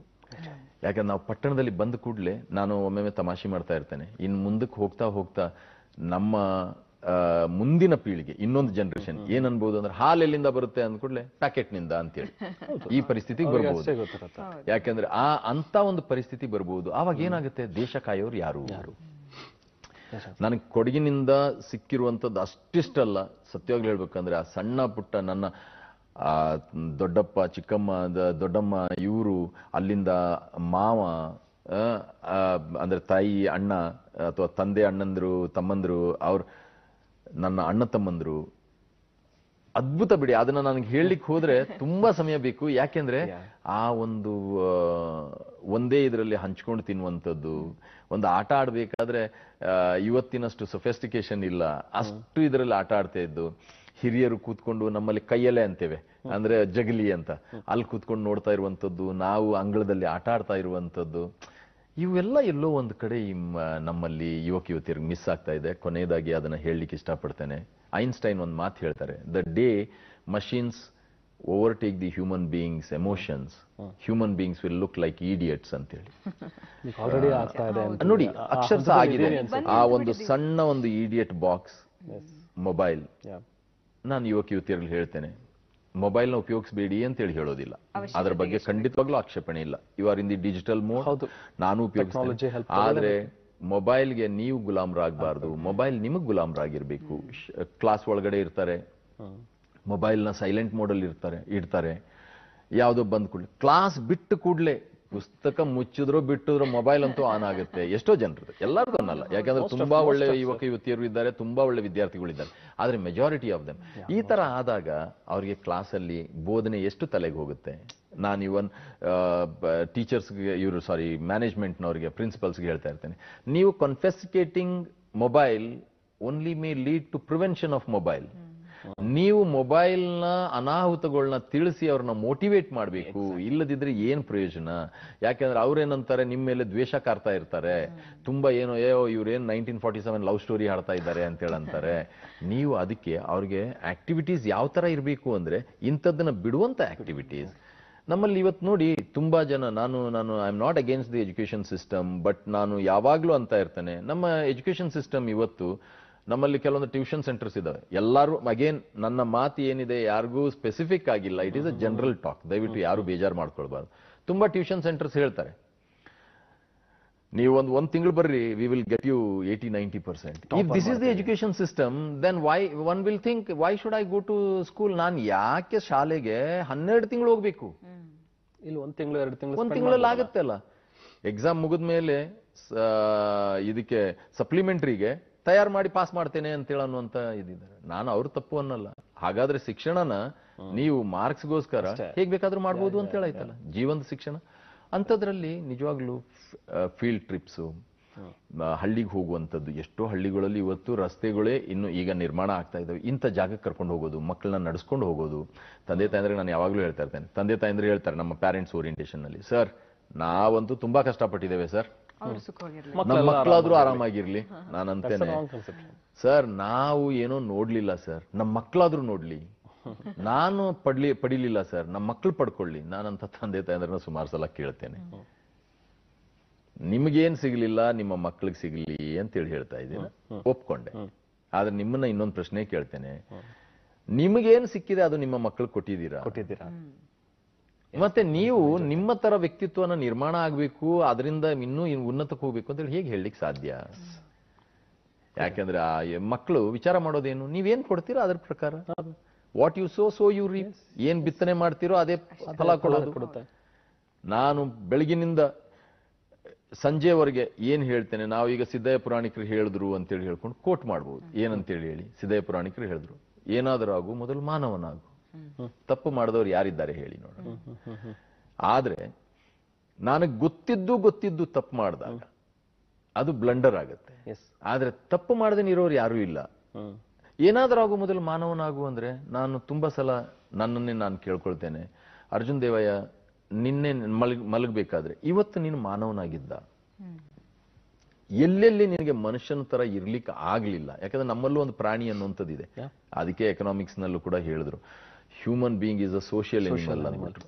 ನಾನು ಯಾವಾಗ್ಲೂ ಅಂದೆ, ಯಾಕೆ ಸೋಷಿಯಲ್ ಬೀಯಿಂಗ್ ಅನ್ಲಿಲ್ಲ, ಸೋಷಿಯಲ್ ಎನಿಮಲ್ ಅಂತೇಳಿ ಯಾಕೆ ಹೇಳಿದ್ರು ಅಂದ್ರೆ, ಎಲ್ಲರಿಗೂ ಗೊತ್ತಿತ್ತು ಮನುಷ್ಯನ ಆಳದಲ್ಲಿ ಒಂದು ಪ್ರಾಣಿ ಇದ್ದಾನೆ ಅಂತೇಳಿ. ಆದ್ರೆ ಆ ಪ್ರಾಣಿನ ಹೆಚ್ಚಿಗೆ ಬಡದೆಬ್ಬಿಸಬಾರ್ದು, ಅದರಲ್ಲಿ ಸೌಹಾರ್ದತೆ ಇರಬೇಕು, ಒಂದು ತಿಳುವಳಿಕೆ ಇರಬೇಕು. ನಾನು ತುಂಬಾ ಕಡೆ ಹೇಳ್ತಾ ಇರ್ತೇನೆ, ಮನುಷ್ಯನ ಜೀವನದಲ್ಲಿ 2 ಭಾಗ, ವೈಯಕ್ತಿಕ ಜೀವನ, ಸಾರ್ವಜನಿಕ ಜೀವನ. ವೈಯಕ್ತಿಕ ಜೀವನ ಇಬ್ಬರ ಮಧ್ಯದಲ್ಲಿ ಗೋಡೆ ಒಳಗಡೆ, 4 ಗೋಡೆಗಳ ಒಳಗಡೆ ನಡೆಯುವಂತ ದ್ವಂದ್ವ ಇರಬಹುದು, ಯುದ್ಧ ಇರಬಹುದು, ಪ್ರೀತಿ ಇರಬಹುದು, ಸಂಘರ್ಷ, ಪ್ರೇಮ, ಏನ್ ಬೇಕಾದ್ರೂ ಇರಬಹುದು. ಇಬ್ರು, ಈಗ ಗಂಡ ಹೆಂಡತಿ, ಅಲ್ಲಿಗೆ ಮಗಳು ಬಂದ್ಲು ಅಂದ್ರೆ ಅದು ವೈಯಕ್ತಿಕ ಜೀವನ ಅಲ್ಲ, ಸಾರ್ವಜನಿಕ ಜೀವನ. ನನ್ನ ಕುಟುಂಬದ ವಿಚಾರ ಇಲ್ಲ. ಇಬ್ಬರ ಮಧ್ಯೆ ಬಿಟ್ಟು ಮೂರನೇ ಜನ ಯಾವಾಗ ಬಂದ್ರು ಅದು ಸಾರ್ವಜನಿಕ ಜೀವನ. ಅಲ್ಲಿ ನಾನು ಸ್ವಇಚ್ಛೆಯಿಂದ ಇರ್ತೇನೆ ಅಂತೇಳಿ ಹೇಳುವಂತ ಮಾತಲ್ಲ. ಸ್ವಇಚ್ಛೆಯಿಂದ ಇರ್ತೇನೆ ಅಂದ್ರೆ ಸ್ವೇಚ್ಛೆಯಾಗಿರುವುದು ಅಲ್ಲ. ಈ ಒಂದು ವಿಚಾರನ ಅದೇ ಪಬ್ಲಿಕ್ ಲೈಫ್ಗೆ ಬಂದಾಗ, ಸಾರ್ವಜನಿಕ ಜೀವನಕ್ಕೆ ಬಂದಾಗ ಮೈ ತುಂಬಾ ಕಣ್ಣಿರ್ಬೇಕು, ದೇಶದ ಬಗ್ಗೆ ಚಿಂತನೆ ಇರಬೇಕು. ನಾನು ಹೊರಗಡೆ ಮಾಡುವಂತ ಕೆಲಸ ಬೇರೆಯವರಿಗೆ ಮನ್ನಣೆ ಕೊಡ್ಬೇಕು ಅಂತೇಳಿ. ಇನ್ನು ಜನ ಮೊಸರಲ್ಲಿ ಕಲ್ಲು ಹುಡುಕಾಡ್ತಾನೆ ಇರ್ತಾರೆ. ಈಗ ನಾನು ಎಲ್ಲರಿಗೂ ಹೇಳ್ತಾ ಇರ್ತೇನೆ, ಏನು ಅಂದ್ರೆ, ನೀವು ಯಾರೋ ಒಬ್ರು ಏನೋ ಒಂದು ಮಾತಾಡಿದ ಕೂಡಲೇ ಓ ಅವನೇನ್ ದೊಡ್ಡ ಸಾಧುನಾ, ಯಾವುದೋ ಒಂದು ಮಾಡಿರುವಂತ ವಿಚಾರಕ್ಕೆ ಅವನೇನ್ ದೊಡ್ಡ ಸಾಧುನಾ. ಎಲ್ಲೋ ಒಂದ್ ಕಡೆ ಈಗ ಹೋಗ್ತಾ ಇರ್ಬೇಕಾದ್ರೆ ಸಾರ್ವಜನಿಕ ಜೀವನದಲ್ಲಿ ಎಲ್ಲೋ 10 ಆಟೋನ ಅವಾಯ್ಡ್ ಮಾಡಿರ್ತೇವೆ. ಆಟೋ ಅಂತ ಹೇಳಲ್ಲ, ಯಾವುದೇ ಒಂದು ಸಾರ್ವಜನಿಕ ವೆಹಿಕಲ್ ಇರ್ಬೋದು, ಅಥವಾ ಒಬ್ಬ ಬೈಕ್ನವನ್ ಇರ್ಬೋದು. ಹೀಗೆ ಹೋಗುವಾಗ ಒಬ್ರು ಹೋಗ್ತಾರೆ, ಇನ್ನೇನು ಡ್ಯಾಶ್ ಆಗುತ್ತೆ ಅಂತೇಳಿ ಇರುವಾಗ ಅಂತೇಳಂತ 1 2 3 100 ಆದಾಗ 100ನೇ ಇದಕ್ಕೆ ಬುದ್ಧಿ ಇಲ್ವೇನೋ ನಿನ್ಗೆ ಅಂತೇಳಿ ಅನ್ಬಹುದು. ಅದನ್ನೇ ಯಾರೋ ಒಬ್ರು ನೋಡ್ಬೋದು, ಬಹಳ ದೊಡ್ಡ ಚಿತ್ರೀಕರಣ ಮಾಡ್ಬೋದು. ಇವತ್ತೆಲ್ಲ ಡಿಜಿಟಲ್ ವರ್ಲ್ಡ್. ನೋಡ್ರಿ ಮಾತಾಡೋದು ಹೀಗೆ, ನೋಡ್ರಿ ಮಾತಾಡಿರೋದು ಹೇಗೆ ಅಂತೇಳಿ. ಕರೆಕ್ಟ್. ಹೌದು, ಸಾಮಾನ್ಯವಾಗಿ ಹಿಂದಿನ ಪರಿಶ್ರಮ ಯಾರಿಗೂ ಕಾಣೋದಿಲ್ಲ. ಅದೇ ನೀವೇ ನಿಮ್ಮ ಮಾತುಗಳಲ್ಲೇ ಹೇಳಿ. ಹೌದು ಮೇಡಮ್. ಈಗಾಗಲೇ ನೀವೇ ಪ್ರಸ್ತಾಪಿಸಿರೋ ಹಾಗೆ ಒಂದು ಪ್ರಮುಖವಾದ ಘಟ್ಟಕ್ಕೆ ನಾವು ಬರೋದಾದ್ರೆ, ನೀವು ಕ್ರೀಡೆಯನ್ನ ಪ್ರವೇಶಿಸಿದಂತ ಘಟ್ಟ, ಆಯ್ಕೆ ಮಾಡ್ಕೊಂಡಂತದ್ದು ಸಾಮಾನ್ಯವಾಗಿ 21ಕ್ಕೆ ಎಲ್ಲ ಹೆಸರು ಮಾಡಿ ಆಗೋಗಿರುತ್ತೆ, ಅವರು ರಾಷ್ಟ್ರವನ್ನ ಪ್ರತಿನಿಧಿಸಿ ಆಗೋಗಿರುತ್ತೆ, ಎಸ್ಪೆಷಲಿ ಅಥ್ಲೆಟಿಕ್ಸ್ ನಲ್ಲಿ. ಹೌದು, ಹೇಳ್ದಾಗೆ ಚಿಕ್ಕ ವಯಸ್ಸಿಂದಲೇ ಅದು ಬಂದಿರಬೇಕು ಅನ್ನೋಂಥ ಒಂದು ಪರಿಪಾಠ ಅಥವಾ ಕಲ್ಪನೆ ಅಥವಾ ಒಂದು ಅಂಡರ್ಸ್ಟ್ಯಾಂಡಿಂಗ್ ನಮ್ಮಲ್ಲಿರುವಂಥದ್ದು. ಅದೇ 21ನೇ ವರ್ಷದಲ್ಲಿ ನೀವು ನಿರ್ಧಾರವನ್ನ ತಗೊಳ್ತೀರಿ, ಇಲ್ಲ ಇದು ನನ್ನ ಕ್ಷೇತ್ರ, 23ಕ್ಕೆ ಸೀರಿಯಸ್ ಆದ್ರಿ, ಸೀರಿಯಸ್ ಆಗ್ತದೆ, ಇದು ನನ್ನ ಕ್ಷೇತ್ರ ಅಂತ ಅಂದ್ಬಿಟ್ಟು. ಏನ್ ಕಾರಣ ಏನು ಸರ್? ಅಂದ್ರೆ ಏನು ಏನಾದ್ರು ಒಂದು ವಿಶೇಷವಾದ ಘಟನೆನಾ? Very very important question Ranjani ma'am. ಯಾಕೆಂದ್ರೆ ನಾನು ಯುವತಿಯರನ್ನ ಇದೇ ವಿಷಯದಲ್ಲಿ ಅಡ್ರೆಸ್ ಮಾಡ್ತಾ ಇರ್ತೇನೆ. ಯಾವ ವಯಸ್ಸು ಯಾರಿಗೂ ವಯಸ್ಸಾಗೋದು ದೇಹಕ್ಕೆ ಮಾತ್ರ, ಮನಸ್ಸಿಗಲ್ಲ. ಆದ್ರೆ ಇದು ನನಗೆ ನೀವು ಕೇಳ್ಬೋದು, ಹಾಗಾದ್ರೆ 20 ವಯಸ್ಸುವರೆಗೆ ಯಾಕೆ ಅರ್ಥ ಆಗ್ಲಿಲ್ಲ ನಿಮಗೆ? ಬಟ್ ಅಥ್ಲೆಟ್ಸ್ಗೆ ದೇಹನೇ ಬಹಳ ಮುಖ್ಯ ಆಗುತ್ತೆ. ಮನಸ್ಸು ಮಾಡಬಹುದು, ದೇಹ ಸ್ಪಂದಿಸ್ಬೇಕಲ್ವ ರೇಮನ್ ಸರ್? ಏನಾಯ್ತು ಅಂದ್ರೆ, ನಾನು ಚಿಕ್ಕಂದಿಂದನೇ ಆಟ ಇದರಲ್ಲೆಲ್ಲ ಮಾಮೂಲಿ ಆಡ್ತಿದ್ದೆ. ಆದ್ರೆ ಸ್ಟ್ರಕ್ಚರ್ಡ್ ಸ್ಪೋರ್ಟ್ಸ್ ಅನ್ನುವಂಥದ್ದು ಯಾವ್ದು ಇರಲಿಲ್ಲ. ಸುಮ್ನೆ ಈ ಮಾಮೂಲಿ ಆಡ್ತಾರೆ ನೋಡಿ ಎಲ್ಲರೂ. ನಾನು ಹುಟ್ಟಿದ್ದು ಕೊಡಗಿನಲ್ಲಾದ್ರೂ ಕೂಡ ಬೆಳೆದಿರೋದು ನಾರ್ತ್ ಕರ್ನಾಟಕದಲ್ಲಿ. ಆಯ್ತಾ, ನನ್ನ 4ನೇ ಕ್ಲಾಸ್ ಆದ್ಮೇಲೆ 5ನೇ ಕ್ಲಾಸಿಂದ ನಾನು ನಾರ್ತ್ ಕರ್ನಾಟಕದಲ್ಲಿ. ನಾವು ಕೊಡಗಿನಲ್ಲಿ ಚಿನ್ನಿತಾರ್ ಅಂತೇವೆ, ನಾರ್ತ್ ಕರ್ನಾಟಕದಲ್ಲಿ ಗಿಲ್ಲಿ ದಾಂಡು. ಆಯ್ತಾ, ಇಂಥವೆಲ್ಲ ಆಡ್ಕೊಂಡು ಗೋಲಿ ಆಡ್ಕೊಂಡು ಅಂದ್ರೆ ಆಟ ಆಡ್ತಿದ್ದು ಬಹಳ. ಆ ಒಂದು ಎಲ್ಲಿದ್ರು ಹೀಗೆ ಒಂದು ಏನು ಸುಮ್ಮನೆ ನಿಲ್ಲೋದಂತದ್ದು ಏನಿಲ್ಲ. ಶಾಲೆ ಬಿಟ್ರೆ ನಾವು ಕನ್ನಡ ಮೀಡಿಯಂನಲ್ಲಿ ಏನ್ಲೇ ಮಗನ ಎಲ್ಲದಿ ಅಂದ್ರೆ ನನ್ ಪಾಟಿ ಚೀಲ ಎಲ್ಲೇ ಅಂತ ಹೇಳಿ ಕೇಳೋರು ಅವರು. ಅಂದ್ರೆ ಪಾಟಿ ಅಂದ್ರೆ ಸ್ಲೇಟು, ಚೀಲ ಅಂದ್ರೆ ಬ್ಯಾಗು. ಪಾಟಿ ಚೀಲ ಶಾಲೆದ ಅದೊಂದು ಗಂಟೆ ಮಾತ್ರ ಇದೆ ನೋಡಿ. ಅಬ್ಬಬ್ಬಬ್ಬ, ನನಗೆ ಆ ರೈಲ್ವೆ ಟ್ರ್ಯಾಕ್ ಒಂದು ಇಷ್ಟು ದೊಡ್ಡ ತುಂಡು, ಆ ಇದನ್ನ ಬೆಲ್ ಇದೆ ನೋಡಿ, ಓಡಿ ಗ್ರೌಂಡ್ಗೆ ಬಂದ್ರೆ ನಾನು ಇವತ್ತು ನಮ್ಮಲ್ಲಿ ಮಕ್ಕಳನ್ನ ನೋಡುವಾಗ ಹೀಗ್ ಸೀರಿಯಸ್ ಆಗಿ ಹೋಗ್ತಾರೆ ಎಲ್ಲ. ನಾನಂತೇನೆ, ಏನಪ್ಪಾ ಈ ವಯಸ್ಸಿನಲ್ಲಿ ಇಷ್ಟು ಸೈಂಟಿಸ್ಟ್ ಆಗ್ಬಿಟ್ಟಿದ್ದಾರೆ. ಬಿಟ್ರು ಎಕ್ಸೈಟ್ಮೆಂಟ್ ಇಲ್ಲ, ಸ್ಕೂಲಿಗೆ ಹೋಗ್ತಾ ಇದ್ರು ಎಕ್ಸೈಟ್ಮೆಂಟ್ ಇಲ್ಲ. ಸರ್ ಸತ್ಯವಾಗ್ಲೂ ಹೇಳ್ತೇನೆ, ಏನು ಅಂದ್ರೆ ಏನು ನಾನು ಸುಮ್ನೆ ಯಾರಾದ್ರೂ ಮಗು ಸೀರಿಯಸ್ ಆಗಿ ನೋಡಿದ್ರೆ hello scientist how are you ಅಂತ ಹೇಳಂತೇನೆ. ಅಂದ್ರೆ ಸುಮ್ನೆ ಅಂದ್ರೆ ಸೈಂಟಿಸ್ಟ್ ಅಂದ್ರೆ ತುಂಬಾ ಸೀರಿಯಸ್ ಇರ್ತಾರೆ ಅನ್ನೋಂಥ ಲೆಕ್ಕದಲ್ಲಿ. ಸರ್, ಈ ತರ ಒಂದು ಪರಿಸರದಲ್ಲಿ ತುಂಬಾ ಆಟ ಆಡ್ಕೊಂಡು ಮಾಡ್ಕೊಂಡು ಬೆಳೆದವನು ನಾನು. ಆದ್ರೆ ಪ್ರತಿಭೆ ಇದೆ ಅಂತೇಳಿ ನನಗೂ ಗೊತ್ತಿರ್ಲಿಲ್ಲ. ಏನಾಯ್ತು, ಕಾಲೇಜ್ಗೆ ಹೋದ್. ನಾನು ತುಂಬಾ ಶಾರ್ಟ್ ಇದ್ದೆ ಆಕ್ಚುಲಿ. ಈ ಜನ ಹೌದು, ನೀವೀಗ ನೋಡ್ತಾ ಇರೋ ಅರ್ಜುನೇ ಬೇರೆ. ನಾನು 10ನೇ ಕ್ಲಾಸಲ್ಲಿ, ನೀವು ನಂಬ್ಲಿಕ್ಕಿಲ್ಲ, 10ನೇ ಕ್ಲಾಸಲ್ಲಿ ನಮ್ಮ ಎಂಟೈರ್ ಗ್ರೂಪ್ ಅಲ್ಲಿ ತುಂಬಾ ಕುಳ್ಳ ನಾನು. I was the shortest, I was the youngest. Weight wise also I could be saying, ಗೊತ್ತಿಲ್ಲ, ಮೋಸ್ಟ್ ಹೆಣ್ಣು ಮಕ್ಕಳಿಗಿಂತ ಕುಳ್ಳ ಇದ್ದೆ ನಾನು. I was just 4 feet 5 inches in 10th standard. PUC first year 4 feet 6, PUC second year 4.7, degree first 4.8, degree second year 5.8. All of a sudden 1 feet. ನೀವು ಇದನ್ನ ಯಾರು ನಂಬ್ಲಿಕ್ಕಿಲ್ಲ, ಆದ್ರೆ ನನ್ನ ನೋಡಿದವರು ಖಂಡಿತವಾಗ್ಲು 1 feet. ಆಯ್ತಾ? ಎಷ್ಟರ ಮಟ್ಟಿಗೆ ಇದು ಆತ್ಮವಿಶ್ವಾಸ ಬೆಳೆಸ್ತು ಅಂದ್ರೆ, ಆಮೇಲಿಂದ ಕಾಲೇಜ್ ನಾನು ಫೈನಲ್ ಇಯರ್ ಬಂದಾಗ ನಾನು ಅನ್ಕೊಂಡೆ, college life is golden life, let me also enjoy. ನೋಡಿ ವಿಚಾರ ಹೇಗಿರುತ್ತೆ ಅಂತೇಳಿ. ಅದಕ್ಕೆ ನಾನು ಸ್ವಾಮಿ ವಿವೇಕಾನಂದರನ್ನ ಉಲ್ಲೇಖ ಮಾಡ್ತೇನೆ ಇದನ್ನ ಹೇಳಿ. College life is a golden life ಅಂತೇಳಿ ಹೇಳಿ ಎಲೆಕ್ಷನ್ ಕಂಟೆಸ್ಟ್ ಮಾಡಿದ್ರು. ಸೊ ಆದ್ರೆ ಕಾಲೇಜ್ನಲ್ಲಿ ಆಮೇಲೆ I was student union leader also. ಎಂತ ಮೂರ್ಖರು ಅಂತೇಳಂದ್ರೆ ನಮ್ಗೆ ಹೇಗೆ ಅಂದ್ರೆ ನೋಡಿ ಆ ಇಮ್ಮೆಚುರಿಟಿ ಲೆವೆಲ್ ಹೇಗಿರುತ್ತೆ. ಆದ್ರೆ ಈ ಇಮ್ಮೆಚುರಿಟಿಯಿಂದ ಯಾಕೆ ನಾನು ಈ ಬ್ಯಾಕ್ ಗ್ರೌಂಡ್ ಕೊಡ್ತಾ ಇದ್ದೇನೆ ಅಂದ್ರೆ ಎಲ್ಲಿಗೆ ಬಂತು. ಹಾಗಾದ್ರೆ ನನ್ನ ಯುವ ಮಿತ್ರರು ಅಥವಾ ತಂದೆ ತಾಯಂದ್ರು ತಿಳ್ಕೊಳ್ಬೇಕಾಗಿರೋದೇನು ಅಂದ್ರೆ ಮಕ್ಕಳಲ್ಲಿ ಸ್ಟುಪಿಡಿಟಿ ಇರುತ್ತೆ. ಆಯ್ತಾ, ಅದನ್ನ ನೀವು ಅವ್ರನ್ನ ಸ್ಟುಪಿಡ್ ಅಂತೇಳಿ ಹೇಳ್ಬೇಡಿ. ಆ ಸ್ಟುಪಿಡಿಟಿಯಲ್ಲಿ ಪ್ರತಿಭೆನ ಕಂಡು ಹಿಡೀರಿ ಅನ್ನೋದಕ್ಕೆ ಈ ಮಾತನ್ನ ತಗೊಂಡು ಹೋಗ್ತಾ ಇದ್ದೇನೆ. ಆಮೇಲಿಂದ ನಾವು ಎಲೆಕ್ಷನ್ ನಿಂತ ಗೆದ್ದೆ ಮೇಡಮ್. ಈ ಪ್ರಿನ್ಸಿಪಲ್ರು ಯಾವ್ದಾದ್ರು ಒಂದು ಫಂಕ್ಷನ್, DA ಹೆಗಡೆ ಸರ್ ಅಂತೇಳಿ ಪ್ರಿನ್ಸಿಪಲ್ರು, ಗೋಗ್ಟೆ ಕಾಲೇಜ್ ಆಫ್ ಕಾಮರ್ಸ್ ಬೆಳಗಾವಿ, ಅವರು ಏನಾದ್ರು ಒಂದು ಫಂಕ್ಷನ್ ಏನಾದ್ರು ಒಂದು ಹೇಳಿದ್ರೆ ಈ ಹಳ್ಳಿದಲ್ಲಿ ಆಗ್ತದೆ ನೋಡಿ ನಂದು ಒಂದಿರ್ಬೇಕು ಅಂತೇಳಿ ಆ ತರ ನಮ್ದು ಅಂದ್ರೆ ಇಲ್ಲ ಸರ್ ಅದ್ಯಾಕೆ ಹೀಗೆ ಅದ್ ಬ್ಯಾಡ್ ತಗೋರಿ ಸರ್ ಇದನ್ ಮಾಡೋಣ ಅಂತೇಳಿ ಅವ್ರ ಪಾಪ ಮೆಚ್ಯೂರ್ಡ್ ಪೀಪಲ್ ಆಯ್ತಪ್ಪ ಯಾವ್ದನ್ ಮಾಡ್ಬೇಕು ಮಾಡ್ರಿ ಅಂತೇಳಿ ನಮ್ಗೆ ಏನೋ ದೊಡ್ಡ ಯುದ್ಧನ ಗೆದ್ದಿರುವಂತ ಫೀಲಿಂಗ್. ಈ ಒಂದು ಮೂರ್ಖತನದ ಸೆಲ್ಫ್ ಕಾನ್ಫಿಡೆನ್ಸ್ ಬೆಳೀತು ಇತ್ತು. ಅದನ್ನೇ ನಾನು ಪ್ರಾಬ್ಲಮ್, ಅದಕ್ಕೆ ನಾನು ಇವತ್ತು ವಿಂಗಡಣೆ ಮಾಡ್ತೇನೆ. ಕೂಡ ನಿಮಗೆ ಗೊತ್ತಿರ್ಲಿಲ್ಲ ಕ್ರೀಡೆ ಫಸ್ಟ್ PU ನಾನು ಈ ಮೊದಲು ಬ್ಯಾಕ್ ಗ್ರೌಂಡ್ ಕೊಟ್ಟೆ ನೋಡಿ. ಫಸ್ಟ್ PUC ದಲ್ಲಿ ನನಗೆ ಆದ್ರೆ ಕ್ರೀಡೆ ಹೋಗ್ಬೇಕು ಅಂತೇಳಿ ಆಸೆ ತುಂಬಾ ಇತ್ತು. ಸ್ಪೋರ್ಟ್ಸ್ ಇದು ಈ ಸ್ಕೂಲ್ ನಲ್ಲಿ ನಾನು ಸರೋದಯ ವಿದ್ಯಾಲಯ ಅಂತೇಳಿ ಅಲ್ಲಿಗೆ 8ನೇ ಕ್ಲಾಸಿಗೆ ಬಂದೆ. ನಾನು ಮೊದಲು ಓದಿದ್ದು ಕುಂದಾ ಸ್ಕೂಲ್ ನಲ್ಲಿ, ಅದರ ನಂತರ ಖಾನಾಪುರದಲ್ಲಿ ಕನ್ನಡ ಗಂಡು ಮಕ್ಕಳ ಶಾಲೆ, ದೆನ್ ಐ ವೆಂಟ್ ಟು ಖಾನಾಪುರದಲ್ಲೇ ಸರೋದಯ ವಿದ್ಯಾಲಯ. ಅದು ಇಂಗ್ಲಿಷ್ ಮೀಡಿಯಂ ಹೋಗಿರೋದು ಒಂದು ದೊಡ್ಡ ವಿಚಿತ್ರ ಬಿಡಿ. ನೀವು ಆವಾಗ್ಲೇ ಭಾಷೆ ಬಗ್ಗೆ ಕೇಳುವಾಗ್ಲೇ ಹೇಳ್ಬೇಕಾಗಿತ್ತು. ನಾನು ಒಂದ್ ದಿವಸ ಒಬ್ರು ಅಣ್ಣ ಅಕ್ಕ ಮಾತಾಡ್ತಾ ಇದ್ರು, ನಾನು ಹೀಗೆ ಬಾಯಿ ತೆಗೆದು ನೋಡ್ತಾ ಇದ್ದೆ. ಆ ಅಕ್ಕ ನನಗಂದ್ರು ಏನ್ ಹ್ಯಾಪನ್ ತರ, ಅವ್ರು ಇಂಗ್ಲಿಷ್ ನಲ್ಲಿ ಮಾತಾಡ್ತಾ ಇದ್ರು, ನನಗೆ ಇಂಗ್ಲಿಷ್. ನಾನ್ ನೋಡಿ ನಮ್ಮ ತಂದೆ ತಾಯಿನ ಅಪ್ಪ ಅಮ್ಮ ಅಂತೇಳಿ ಕರೀಲಿಕ್ಕೆ ಶುರು ಮಾಡಿದ್ದು ಬಹಳ ತಡವಾಗಿ, ತುಂಬಾ ಅಂದ್ರೆ ಅದು ಕಷ್ಟ ಆಗ್ತಿತ್ತು. ಡ್ಯಾಡಿ ಮಮ್ಮಿ ಅಂತಿದ್ದು ನನಗೆ ವಿಚಿತ್ರ. ಯಾಕೆ ಅಂದ್ರೆ ಡ್ಯಾಡಿ ಮಮ್ಮಿ ಅನ್ಲಿಕ್ಕೆ ನಾನಲ್ಲ ಕಾರಣ, ನನ್ನ ತಂದೆ ತಾಯಿ ಕಾರಣ. ಯಾಕೆಂದ್ರೆ ಅವ್ರಿಗೆ ಆಂಗ್ಲ ಭಾಷೆ ಪ್ರೀತಿ ಆಗಿತ್ತು. ಇವತ್ತು ಬಹಳಷ್ಟು ಜನರಿಗೆ ಇದೆ ಇದು. ಆಕ್ಚುಲಿ ಆ ಆಂಗ್ಲ ಭಾಷೆ ಪ್ರೀತಿ ಒಂದು ಸುಮ್ಮನೆ ಒಂದು ಇದು ಮೆಕಾಲೆ ತಂದಿಟ್ಟು ಹೋದ್ರು. He knew how to break the backbone ಅಂತೇಳಿ, ಅದ್ರ ಕತೆ ಬೇಡ ಬಿಡಿ. ಅಲ್ಲಿ ಆ ಅಕ್ಕನ ಹೀಗೆ ನಾನು ಅಕ್ಕ ಅಂದ್ರು ಏನ್ ಹ್ಯಾಪನ್ ತರ ನೋಡ್ತಾ ಇದೀಯಾ ಅಂತೇಳಿ ನಾನು ಅಳ್ತಾ ಬಂದು ಅಮ್ಮನಿಗೆ ಹೇಳಿದೆ ನನಗೆ ಇಂಗ್ಲಿಷ್ ಮೀಡಿಯಂ ಸೇರ್ಲೇಬೇಕು ಅಂತೇಳಿ. ಹಾಗೆ ಸೇರಿದವನು. ನನಗೆ ಈ ಇಂಗ್ಲಿಷ್ ಭಾಷೆ ಕಲಿಬೇಕು ಅಂತೇಳಿ ಬಹಳ ತವಕ ಇತ್ತು. ತುಂಬಾ ಬಟ್ಲರ್ ಇಂಗ್ಲಿಷ್ ಮಾತಾಡಿದ್ದೇನೆ. ನನ್ನ ಸರೋದಯ ವಿದ್ಯಾಲಯದಲ್ಲಿ ನಾನು ಆ ಫಾದರ್ ಆಂಟನಿ ವೆಟ್ಟಕುಜಿ ಅಂತೇಳಿ ಕೇರಳದವ್ರು, ಪಾಪ ಇವತ್ತಿಲ್ಲ ಕಾಲಾಧೀನರಾಗಿದ್ದಾರೆ, ಅವ್ರಿಗೆ ನಾನು ನಮನ ಸಲ್ಲಿಸ್ತೇನೆ. ಹೇಗೆ ಬೆಳೆಸಬಹುದು ಅನ್ನೋದಕ್ಕೆ ಅವರು ಒಂದು ದೊಡ್ಡ ಉದಾಹರಣೆ. ನನಗೆ ಅವ್ರು ಏನ್ ಮಾಡೋರು ಅಂದ್ರೆ ಯು ಹ್ಯಾವ್ ಟು ಲರ್ನ್, ಅವ್ರು ಚೆನ್ನಾಗಿ ಹೇಳೋರು ನನಗೂ, you have to learn every day one sentence you have to learn and come and tell me ಅಂತೇಳಿ. ನನಗೆ ಆಮೇಲೆ ಇಂಗ್ಲಿಷ್ ಕಲಿಯೋ ಪದ್ಧತಿ ಹೇಳ್ಕೊಟ್ರು. ಡಿಕ್ಷನರಿ ತಗೊಳ್ಬೇಕು, ನೀನು ನಿನ್ನ ಭಾಷೆ ಕನ್ನಡ ಅಲ್ವಾ, ಕನ್ನಡ ಭಾಷೆಯಲ್ಲಿ ಅದನ್ನ ತಗೊಂಡು ಒಂದೊಂದೇ ಮಾಡಿ ಸೆಂಟೆನ್ಸ್ ಫಾರ್ಮ್ ಮಾಡಿ ನನಗೆ ಡೈಲಿ ಬಂದು ಪ್ರೇಯರ್ ಆದ ಕೂಡಲೇ ಬಂದು ಹೇಳಬೇಕು ಅಂತೇಳಿ. ಈಗ ನಾನೇನ್ ಮಾಡ್ತಿದ್ದೆ ಅಂದ್ರೆ ಅವರು ಹೋಗುವಾಗ್ಲೇ ಅರ್ಜುನ್ ಕಮಿಯರ್, ನಾನ್ ಸೀರಿಯಸ್ ಹುಡುಗ, ಎಸ್ ಫಾದರ್,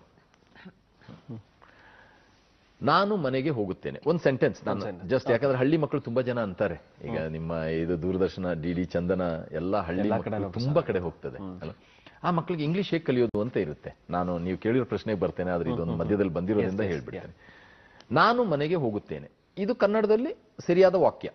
ನಾನೇನ್ ಮಾಡ್ತಿದ್ದೆ ಅಂದ್ರೆ ಇಂಗ್ಲಿಷ್ ನಲ್ಲಿ ನಾನು ಐ ಮನೆಗೆ ಹೋಮ್, ಹೋಗುತ್ತೇನೆ ಗೋಯಿಂಗ್, ನೆಕ್ಸ್ಟ್ ಡೇ ಸೀರಿಯಸ್ ಆಗಿ ಬಂದು ಫಾದರ್ ಹತ್ರ ಐ ಹೋಮ್ ಗೋಯಿಂಗ್ ಅಂದ್ರೆ ಇದು ಒಂದು ಉದಾಹರಣೆ. ಅವರು ಜೋರಾಗಿ ನಗೋರು.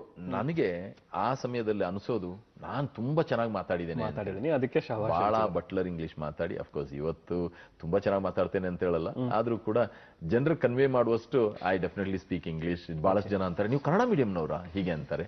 ಅದರಿಂದಾಗಿ ನೀವು ಕೇಳಿರುವಂತ ಆ ಪ್ರಶ್ನೆಗೆ ಬರ್ಬೇಕಾದ್ರೆ ಏನು ಹೇಗೆ ಶುರು ಮಾಡಿದ್ರ ಅಂತೇಳಿ, ಈ ರೀತಿ ಎಲ್ಲ ಬಂದು ಆ ಸ್ಪೋರ್ಟ್ಸ್ ನಲ್ಲಿ ಸ್ಕೂಲ್ ನಲ್ಲೆಲ್ಲ ಪಾರ್ಟಿಸಿಪೇಟ್ ಮಾಡ್ತಿದ್ದೆ, ಪ್ರೈಸಸ್ ಬರ್ತಿತ್ತು. ಅದು ಜಸ್ಟ್ ಆವಾಗ ಒಂದು ತಮಾಷೆಗೆ ಮಾಡುವಂಥದ್ದು. ಕಾಲೇಜ್ ಫಸ್ಟ್ ಇಯರ್ ಬಂದಾಗ ನಾನು ಇವತ್ತು ಎಲ್ಲಾದ್ರೂ ನೋಡ್ತಾ ಇದ್ರೆ Desai sir, Gogte college of commerce, ಅವ್ರ ಪಾಪ ಅವ್ರಿಗೆ ಈ ವಿಷಯ ಗೊತ್ತಿಲ್ಲ, ಇವತ್ತು ಹೇಳ್ತಾ ಇದ್ದೇನೆ ಅವ್ರಿಗೆ. ನಾನು ಫಸ್ಟ್ PUC ಬಂದಾಗ ನೋಟಿಸ್ ಬೋರ್ಡ್ ನಲ್ಲಿ ಹಾಕಿರೋರು ಸ್ಪೋರ್ಟ್ಸ್ ಸೆಲೆಕ್ಷನ್ಸ್, ಕ್ರಿಕೆಟ್ ಸೆಲೆಕ್ಷನ್ ಹಾಕಿದ್ರು. Cricket everybody is mine also loud and last game. ಆದ್ರೆ ನಾನು ಇವತ್ತು ಎಲ್ಲರಿಗೂ ಹೇಳ್ತಾ ಇರ್ತೇನೆ, ಕ್ರಿಕೆಟ್ ಆಡೋರ್ನ ನಾನು ತುಂಬಾ ಮೆಚ್ಕೊಳ್ತೇನೆ. ದಿನಾ ಕ್ರಿಕೆಟ್ ನೋಡೋರ್ನ ಮೆಚ್ಕೊಳ್ಳಲ್ಲ, ಯಾಕಂದ್ರೆ ಅವ್ರ ದೇಶ ಬೆಳೆಸ್ಲಿಕ್ಕೆ. ಸರ್, ಈ ಪಾಯಿಂಟ್ ಅವರೊಂದಿಗೆ ನಾವು ಮಾತುಕತೆಯನ್ನ ಮುಂದುವರಿಸ್ತಾ ಸರ್, ಒಂದು ಪ್ರಮುಖವಾದ ಘಟ್ಟದ ಬಗ್ಗೆ ಮಾತಾಡ್ತಾ ಇದ್ವಿ ನಾವು. ನೀವು ಕ್ರೀಡೆಯನ್ನ ನಿಮ್ಮ ಕ್ಷೇತ್ರ ಅಂತ ಅನ್ಕೊಂಡಿದ್ ಬಗ್ಗೆ, ಆ 21, 23 ಈ ಒಂದು ವಯಸ್ಸಿನಲ್ಲಿ ಕ್ರೀಡೆನ ಆಯ್ಕೆ ಕ್ರಿಕೆಟ್ ಇದ್ರು ಅಥ್ಲೀಟ್ ಆಗಿ ನೋಡಿ, ಅದನ್ನ ಚುಟುಕಾಗಿ ತಗೊಂಡು ಹೋಗ್ಬಿಡ್ತಾನೆ ಮೇಡಮ್. ಯಾಕಂದ್ರೆ PUC ಫಸ್ಟ್ ಇಯರ್ ಬಂದಾಗ ನನಗೆ ಕ್ರೀಡೆಯಲ್ಲಿ ಇಂಟ್ರೆಸ್ಟ್ ಇದ್ದಿದ್ದರಿಂದ ಕ್ರಿಕೆಟ್ ಬಗ್ಗೆ ಹೇಳಿದೆ. ಎಲ್ಲಾರ್ದು it is a loud and last game, ನಂದು ಕೂಡ ಹೌದು. ಆದ್ರೆ ಇವತ್ತು ಯುವತಿರ್ಗಂತೇನೆ, ಆಡಿ ನೀವು ಏನೇ ಆಟ ಆಡಿದ್ರು ಅದು ದೇಹಕ್ಕೆ ಉಲ್ಲಾಸ ನೀಡುವಂಥದ್ದು. ನಾವೊಂದು 4 ಹಾರ್ಮೋನ್ ಬೆಳೆಯುತ್ತೆ ಅದರಿಂದ. ಎಂಡೋಫಿನ್, ನಾವು ನಮ್ಮ ಜೀವನದಲ್ಲಿ ಚೆನ್ನಾಗಿ ಇರಬೇಕು ಅಂದ್ರೆ ಎಂಡೋಫಿನ್, ಡೋಪಮೈನ್, ಆಮೇಲಿಂದ ಸೆರೋಟೋನನ್ ಮತ್ತೆ ಆಕ್ಸಿಟಾಸಿನ್. ಇದನ್ನ ಹೇಳಿದ್ರೆ ಇದು ನಿಮ್ಮ ಡಾಕ್ಟರ್ಸ್ ನ ಕೇಳಿ ಯಾವ್ದಾವ್ದು ಲೆಕ್ಕದಲ್ಲಿ ಅದಾಗುತ್ತೆ ಅಂತ. ಆದ್ರೆ ಈ 4 ಹಾರ್ಮೋನ್ ಒಬ್ಬ ಮನುಷ್ಯನಿಗೆ ಏನಾದ್ರಾಗೂ ಮೊದಲು ಮಾನವನಾಗು ಅನ್ನೋದಕ್ಕೆ ಬೇಕಾಗಿರುವಂತ ವಿಷಯ. ಆಗ್ಲಿ PUC ದಲ್ಲಿ ಬಂದಾಗ ನೋಟಿಸ್ ಬೋರ್ಡ್ ಹಾಕಿರ್ತಾರೆ ನೋಡಿ, ನಾನು ಹೋದೆ. ನಾನು ಆವಾಗಲೇ ಕ್ರಿಕೆಟ್ ಬಗ್ಗೆ ಹೇಳಿದೆ, ತಪ್ಪಾಗಿ ಯಾರು ಭಾವಿಸಬಾರ್ದು. ನಾನು ಹೇಳಿದ್ದು ಕ್ರಿಕೆಟ್ ಆಡೋರ್ನ ತುಂಬಾ ಮೆಚ್ಕೊಳ್ತೇನೆ. ಯಾಕೆಂದ್ರೆ ನೀವು ನೋಡಿ ಅದು ಪರ್ಫೆಕ್ಷನ್ ಎಷ್ಟಿರುತ್ತೆ ಅಂತೇಳಿ. ಒಂದು ವಿಕೆಟ್, ಆ ಒಂದು ಇದರಲ್ಲಿ ಒಬ್ಬ ಕ್ರಿಕೆಟಿಗ ವಿಕೆಟ್ ಮೇಲೆ ಗ್ಲಾಸ್ ಇಟ್ಟು 50 ಪೈಸೆ ಕಾಯಿನ್ ಇಟ್ಟು ಅದನ್ನ ಇದ್ ಮಾಡ್ತಾನೆ ಅವ್ನು, ಮುತ್ತೆ ಮುರಳೀತರ. ಅಂದ್ರೆ ಏನ್ ಪರ್ಫೆಕ್ಷನ್. ಈಗ ಅನಿಲ್ ಕುಂಬ್ಳೆ ಅವರು ಆಗ್ಬೋದು, ಬೇರೆ ಯಾರೇ. ಅಂದ್ರೆ ಆ ಪರ್ಫೆಕ್ಷನ್ ಬರುವಾಗ ಡಿವೋಷನ್, ಡೆಡಿಕೇಶನ್ ಇದೆಲ್ಲ ಇರುತ್ತೆ, ಹಾರ್ಡ್ ವರ್ಕ್ ಇರುತ್ತೆ, ಪರ್ಸಿವರೆನ್ಸ್ ಇರುತ್ತೆ, ಟೈಮ್ ಬೌಂಡು ಅದರಲ್ಲಿ ಇರುತ್ತೆ, ಇವೆಲ್ಲ ಇರುತ್ತೆ. ಅದಕ್ಕೆ ನಾನು ಹೇಳ್ತಾ ಇರೋದು, ನೀವು ಕೇವಲ ನೋಡ್ತಾ ಇದ್ರೆ ವಾಟ್ ಯು ವಿಲ್ ಡೂ, ನಿಮ್ಮ ದೇಹನ ಸುಮ್ಮನೆ ನೀವು ಹಾಳು ಮಾಡ್ಕೊಳ್ತಾ ಇದ್ದೀರಿ. ಆ ನಿಟ್ಟಿನಲ್ಲಿ ಹೇಳಿರೋದು. ಇನ್ನು ಕ್ರಿಕೆಟ್ ಬಗ್ಗೆ ಅವಹೇಳನ ಇಲ್ಲ. ಕ್ರಿಕೆಟ್ ಆದ್ರೆ ಯಾವುದೇ ಒಂದು ಕ್ರೀಡೆ ದೇಶನ ಬೆಳೆಸಬೇಕು. ನಾನು ಆ ನಿಟ್ಟಿನಲ್ಲಿ ಯಾವಾಗ್ಲೂ ಹೇಳ್ತಾ ಇರ್ತೇನೆ, ಕ್ರಿಕೆಟ್ ಇಷ್ಟ ಆಡಬೇಡಿ 365 ಡೇಸ್. ನಮ್ಮ ಯುವತಿಯರು ನೋಡ್ತಾ ಕೂತಿರ್ತಾರೆ, ಬೇಡ ಅಂತೇಳಿ. ಆದ್ರೆ ಕೆಲವೊಂದು ಜನರಿಗೆ ಅದು ಬೇಜಾರು ಅನಿಸ್ಬಹುದು. ನನಗೆ ದೇಶದ ಬಗ್ಗೆ ಕಾಳಜಿ, ನನಗೆ ಯಾರ ಬಗ್ಗೆನೂ ಅವಹೇಳನ ಇಲ್ಲ. ಆಗ್ಲಿ, ನಾನು PUC ಫಸ್ಟ್ ಇಯರ್ ನಲ್ಲಿ ಹೋಗಿ ಹಾಗೆ ನಾನು ಕ್ರಿಕೆಟ್ಗೆ ಅಂತ ಹೇಳಿ ಹೋದಾಗ, ದೇಸಾಯಿ ಸರ್ ಅವ್ರು ನೋಡ್ತಾ ಇದ್ರೆ ಈಗ ಪ್ರಾಬಬ್ಲಿ ಅವ್ರು ಕೇಳ್ಬೋದು. ಹೋದ್ ಕೂಡ್ಲೆ ಅವ್ರು ನನ್ನ ಕೇಳಿದ್ರು, ಏನಕ್ ಬಂದಿಪ್ಪ? ನಾನು ಇಷ್ಟೇ ಇದ್ದವನು ಸರ್, ನೋಟಿಸ್ ಬೋರ್ಡ್ನಾಗ ನೋಡಿದ್ನಿರಿ, ಸೆಲೆಕ್ಷನ್ ಬಂದೇನ್ರಿ ಸರ್. ಬ್ಯಾಟ್ ಅಷ್ಟು ಉದ್ದಿಲ್ಲ ಮಗನ, ಕ್ರಿಕೆಟ್ ಆಡಕ್ ಬಂದಿ ಅಂತ ಹೇಳಿದ್ರು. ಆಯ್ತು, ಕ್ರಿಕೆಟ್ ಕತೆ ಮುಗೀತು. ಆಮೇಲೆ ಖೋ ಸೆಲೆಕ್ಷನ್ಗೆ ಹೋದೆ. ಹಾಕಿದಾಗ ಅದೇ ಸರ್ ಹೇಳಿದ್ರು, ನೋಡ್ಪಾ ನಮ್ಮಾಗೆಲ್ಲಾರು ಯೂನಿವರ್ಸಿಟಿ ಬ್ಲೂಗಳ, PUC first year second year ಯಾವೂ ಇಲ್ಲ, ಸೆಲೆಕ್ಷನ್ ಆಗೋದಿಲ್ಲ ತಗೋ ಅಂತ ಹೇಳಿದ್ರು. ಆದ್ರೆ ಇವತ್ತು ಅವ್ರ ಸರ್ಗ್ ನೆನಪಿಲ್ಲ ಅದು. ಆಮೇಲೆ ನಾನು ಹೋಗಿ ಕೂತ್ಕೊಂಡಿದ್ದೆ ಕ್ಯಾರಮ್ ಆಡ್ಲಿಕ್ಕೆ. Then I got in to the indoor. ಯಾವತ್ತೂ ಹೇಳಲಿಲ್ಲ ಸರ್. ಫೈನಲ್ ಇಯರ್ ನಲ್ಲಿ ಇದ್ದಾಗ ಇದೇ ದೇಸಾಯಿ ಸರ್ ನನಗೊಂದು ಮಾತು ಕೇಳಿದ್ರು, ಏನ್ಪಾ ಅರ್ಜುನ್, ಯಾವಾಗ ನೋಡಿದ್ರು ಕ್ಯಾರಮ್ ಮಾಡ್ಕೋತ ಕುಂದಿರ್ತೀವಿ, ಹೊರಗೆ ಏನಾರು ಓಡ್ತೀನೋ? ಆವಾಗ I was a student union. ನಾನು ಆವಾಗ ಮಾತೇ ಬೇರೆ. ದೆನ್ ಐ ಆಸ್ಕ್ಡ್ ಹಿಮ್, ಏನ್ ಸರ್ ಹೊರಗೆ ಏನದ? 8 ಆಣೆಗೆ 3 ಇವೆಂಟ್ ಪಾ. Then I gave 100, 200 long jump. Sports ಡೇಗೆ ಹೋದೆ. ನೋಡಿ, ನಾನು ನನ್ನ ಇಂಟರ್ನ್ಯಾಷನಲ್ ಮೀಟ್ ಬಗ್ಗೆ ಹೇಳ್ತೇನೆ ಸರ್, ಬಟ್ ಎಲ್ಲಿಂದ ಶುರು ಆಯ್ತು ನಾನು ನನ್ನ ಕಂಪ್ಲೀಟ್ ಕೇಳುಗರಿಗೆ, ನನ್ನ ಯುವ ಮಿತ್ರರಿಗೆ, ತಂದೆ ತಾಯಂದ್ರಿಗೆ ಎಲ್ಲರಿಗೂ ನಮನ ಮಾಡಿ ಕೇಳೋದು ಒಂದು, ನಿಮ್ಮ ಮಗುವಿನಲ್ಲಿ ಒಂದು ಪ್ರತಿಭೆ ಇದೆ, ಯುವ ಮಿತ್ರರು ನಿಮ್ಮಲ್ಲಿ ಒಂದು ಪ್ರತಿಭೆ ಇದೆ, ಅದನ್ನ ಗುರುತಿಸೋದು ನಿಮ್ ಕೆಲಸ. ಅದಕ್ಕೋಸ್ಕರ ನಾನು ಹೇಳ್ತಾ ಇರೋದು. ನನಗೆ ತಮಾಷೆಯಲ್ಲಿ ಗೊತ್ತಾಯ್ತು, ನೀವು ಇವತ್ತಿಂದ ಶುರು ಮಾಡಿ. ಈ ಮನುಷ್ಯ ತಮಾಷೆದಲ್ಲಿ ಅರ್ಜುನ್ ದೇವೇನೋ 6 ಅಡಿ ಅಲ್ಲ 7 ಅಡಿ ಇದ್ದಾನ, ಅಜಾನ್ ಭಾವ ವ್ಯಕ್ತಿಯ ಏನಿಲ್ಲ, ಮಾಮೂಲಿ. ನೀವ್ ಯಾವತ್ತಾದ್ರೂ ಭೇಟಿ ಆದಾಗ ಮುಟ್ಟಿ ನೋಡ್ಬೋದು, ಇವತ್ತು ರೆಹಮಾನ್ ಸರ್ ಮುಟ್ಟಿ ನೋಡ್ಬೋದು, ರಂಜಿನಿ ಮೇಡಮ್ ನೋಡ್ಬೋದು. ಆಮೇಲಿಂದ ಆಯ್ತು ಅಂತೇಳಿ ನಮ್ದೊಂದು ಸ್ಟೂಡೆಂಟ್ ಯೂನಿಯನ್ ಲೀಡರ್ ಅಲ್ವಾ, ಒಂದು ದೊಡ್ಡ ಟೋಳಿ ಗ್ಯಾಂಗು. ಆ ಪಾಪ ಅಲ್ಲಿ ಹೋದಾಗ ಸ್ಪೋರ್ಟ್ಸ್ ಸ್ಟಾರ್ಟ್ ಆಗಿತ್ತು. 100 ಮೀಟರ್ಸ್ ಇನ್ ಕಮೆಂಟ್ಸ್ ಆಗ್ಬೇಕು. ನಾವು ಆವಾಗ ಹೋಗಿ ತಲುಪಿದ್ದೇವೆ. ಎಲ್ಲರೂ ಫೈನಲ್ಸ್ ಇದ್ದಾರೆ. ನಾವೊಂದು, ದೇಸಾಯಿ ಸರ್ ಅವ್ರು ಏನಂದಿರ್ತಾರೆ ಹೇಳಿ, ಬಂದ್ರು ಉಡಾಳ್ ನನ್ನ ಮಕ್ಕಳು ಅಂತ. ಯಾಕಂದ್ರೆ ನಮ್ ಕೆಲಸನೇ ಅದಲ್ವಾ, ಏನಾದ್ರು ಸುಮ್ಮನೆ ಕೂತ್ಕೊಳ್ಳೋದು, ಅಲ್ಲಿ ಇಲ್ಲಿ ಹರಟೆ ಹೊಡಿತಾ ಕೂರೋದು. ಅವ್ರು ಹೋದ್ ಕೂಡಲೇ ಹೇಳಿದ್ರು, ನೋಡ್ರಿ ಅರ್ಜುನ್, ಆವಾಗ ರೀ ಎಲ್ಲ ಅಂದ್ರೆ, ನೋಡ್ರಿ ಅರ್ಜುನ, ಈಗ ಫೈನಲ್ಸ್ ಆಗಾಕತ್ತೈತೆ, 6 ಮಂದಿ ಆಗ್ಯಾರ, ಮತ್ ನೀವು ಓಡ್ತೀರಂದ್ರೆ ಸೆಮಿಫೈನಲ್ಸ್ ಮಾಡ್ಬೇಕು. ಈ ಡೈರೆಕ್ಷನ್ ಇಲ್ದೇನೆ ಇರೋ ಜನರಿಗೆ ಏನು ಅಂದ್ರೆ ವಾದ ಮಾಡ್ಬೇಕು ಅಂತೇಳಿ ಇರುತ್ತೆ. ನಾನು ಒಬ್ಬ. ನಾನಂದೆ, ಸರ್ ನೋಡ್ರಿ ಸರ್, ನಾ 8 ಆಣೆ ಕೊಟ್ಟೇನಿ, ನಾ ಓಡಾವ. ಆಮೇಲಿಂದ ಅವರು ನಮ್ ಫ್ರೆಂಡ್ಸ್ ಎಲ್ಲ ಇದ್ರು, ಅವರೆಲ್ಲ ಪರಿಚಯದವ್ರೆ. ಅವ್ರಂದ್ರು, ಅಲ್ಲಿ ಆ ಕಡೆ ಸ್ವಲ್ಪ ಮರಾಠಿ ಹಿಂದಿ ಬ್ಲೆಂಡ್, ಕ್ಯಾ ಬೇ ಅರ್ಜುನ್ ಅಭಿ ತು ದೌಡ್ ಕೆ ಕ್ಯಾ ಕರ್ನೆ ವಾಲಾ? ನಾನು ಆವಾಗ ನನ್ಗೆ ಸತ್ಯವಾಗಿ ಹೇಳ್ತೇನೆ ಸರ್, ಅಂದ್ರೆ ಕೆಲವೊಂದು ವಿಷಯಗಳು ಇವತ್ತು ನಾನು ವರ್ಡ್ಸ್ ನಲ್ಲೇ ಆಟ ಆಡ್ತೇನೆ, ಆದ್ರೆ ಅವತ್ತು ಬಹಳ ಪ್ರಾಕ್ಟಿಕಲ್ ಬ್ಲೆಂಡ್ ಇದೆ. ನಾನು ಅವನ್ಗಂದೆ, ಚುಬ್ಬೆ ತೂದಿಯಾ ಕ್ಯಾ ಆಟಾಣ? ನಮ್ಮವರು ಕ್ಯಾ ಬೋಲ್ಯಾ ಬೇ, ತಾಲಿಮಾರ್ ಅಂತೇಳಿ ಹೇಳ್ಕೊಂಡು. ಆಮೇಲಿಂದ ನಾವೇ we became judges of ourselves. ನಾನಂದೆ, ಸರ್ 6 ಮಂದಿ ಓಡಾಕತ್ತಾರೋದಿಲ್ರಿ, ನಾ 7ನೇವ, ಹೊರಗ್ ನಿಂದ್ರಸ್ರಿ, ಸರಳ ಓಡ್ತೇನೆ, ಇವ್ರ ತುಮಾರಿ ಟ್ರ್ಯಾಕ್ ಮೇ ನೈ ಆತಾಲಿ ಬೇ ಅಂತೇಳಿ ಈ ಭಾಷೆ ಆಯ್ತಾ. ಆಮೇಲಿಂದ ನಿಂತು ಓಡುದು. ಈಗ ನೋಡಿ ಯೂಶಲಿ ಏನಾಗುತ್ತೆ 6 people ಅಂದ್ರೆ they are the best of college, 4 in relay, 2 extras. ನಾನು 7th. ನನಗೆ ಟ್ರ್ಯಾಕ್ ಸೂಟ್ ಗೊತ್ತಿಲ್ಲ, ಟೀ ಶರ್ಟ್ ಗೊತ್ತಿಲ್ಲ, ಸ್ಪೈಕ್ಸ್ ಗೊತ್ತಿಲ್ಲ, ಫಾರ್ಮಲ್ ಡ್ರೆಸ್ ಹಾಕೊಂಡು ಹೋಗಿದ್ದೇನೆ, ಶೂಸ್ ಬಿಚ್ಚಿ ಫೋಲ್ಡ್ ಮಾಡಿ, ಪ್ಯಾಂಟ್ ಫೋಲ್ಡ್ ಮಾಡಿ ಹಾಗೆ ನಿಂತಿದ್ದಷ್ಟೇ. ಇವರೆಲ್ಲ ಒಳ್ಳೆ ಇದರಲ್ಲಿ ಪೋಸ್ ತಗೊಳ್ತಾ ಇದ್ದಾರೆ. ಈಗ ಈ 6 ಜನ ಇದ್ದಾರೆ, ನಾನು ಹೇಗಿದ್ರು 7ನವನೇ. ಒಂದು ಓಡ್ದು ಸರ್. ಇದಕ್ಕಿಂತ ಮೊದಲು ಒಂದು ಹೇಳ್ಬಿಡ್ತೇನೆ, ಫಸ್ಟ್ PUC ದಲ್ಲಿ ಅಥ್ಲೆಟಿಕ್ಸ್ಗೂ ಹೋಗಿದ್ದೆ. ಇದು ಒಂದು ಹೇಳ್ಬೇಕು. ನನ್ನ ಸ್ನೇಹಿತ ಒಬ್ಬ ಇದ್ದಾನೆ, ಜಯರಾಜ್ ಶಾಪೂರ್ ಮಠ ಅಂತ ಹೇಳಿ, ನೋಡ್ತಾ ಇರ್ಬೇಕು ಅವನು. ನಾವು ಹೋದ್ವು ಅಥ್ಲೆಟಿಕ್ಸ್ಗೆ. ನಾನು ಹೇಳ್ದೆ ನೋಡಿ, ಟಿಂಗು ಬಗ ನಮ್ಮ ಹತ್ರ ಈ ಕ್ಯಾನಿಯನ್ ಸ್ಟೂಡೆಂಟ್ಸ್ ಬಹಳಷ್ಟು ಜನ ಇದ್ರು. ಅವರೆಲ್ಲ ಸಾಲಿಡ್ ಎತ್ತರ ಇರೋರು. ಅವರೆಲ್ಲ ಆನ್ ಯುವರ್ ಮಾರ್ಕ್ ಸೆಟ್ ಬಿಟ್ರು. ಅವ್ರು ಹೋಗಿ ತಲುಪಿದ್ರು. ನಾನು ಇನ್ನು 80 meters ನಲ್ಲಿ ಇದ್ದೆ ಸರ್, 100 metersಗೆ.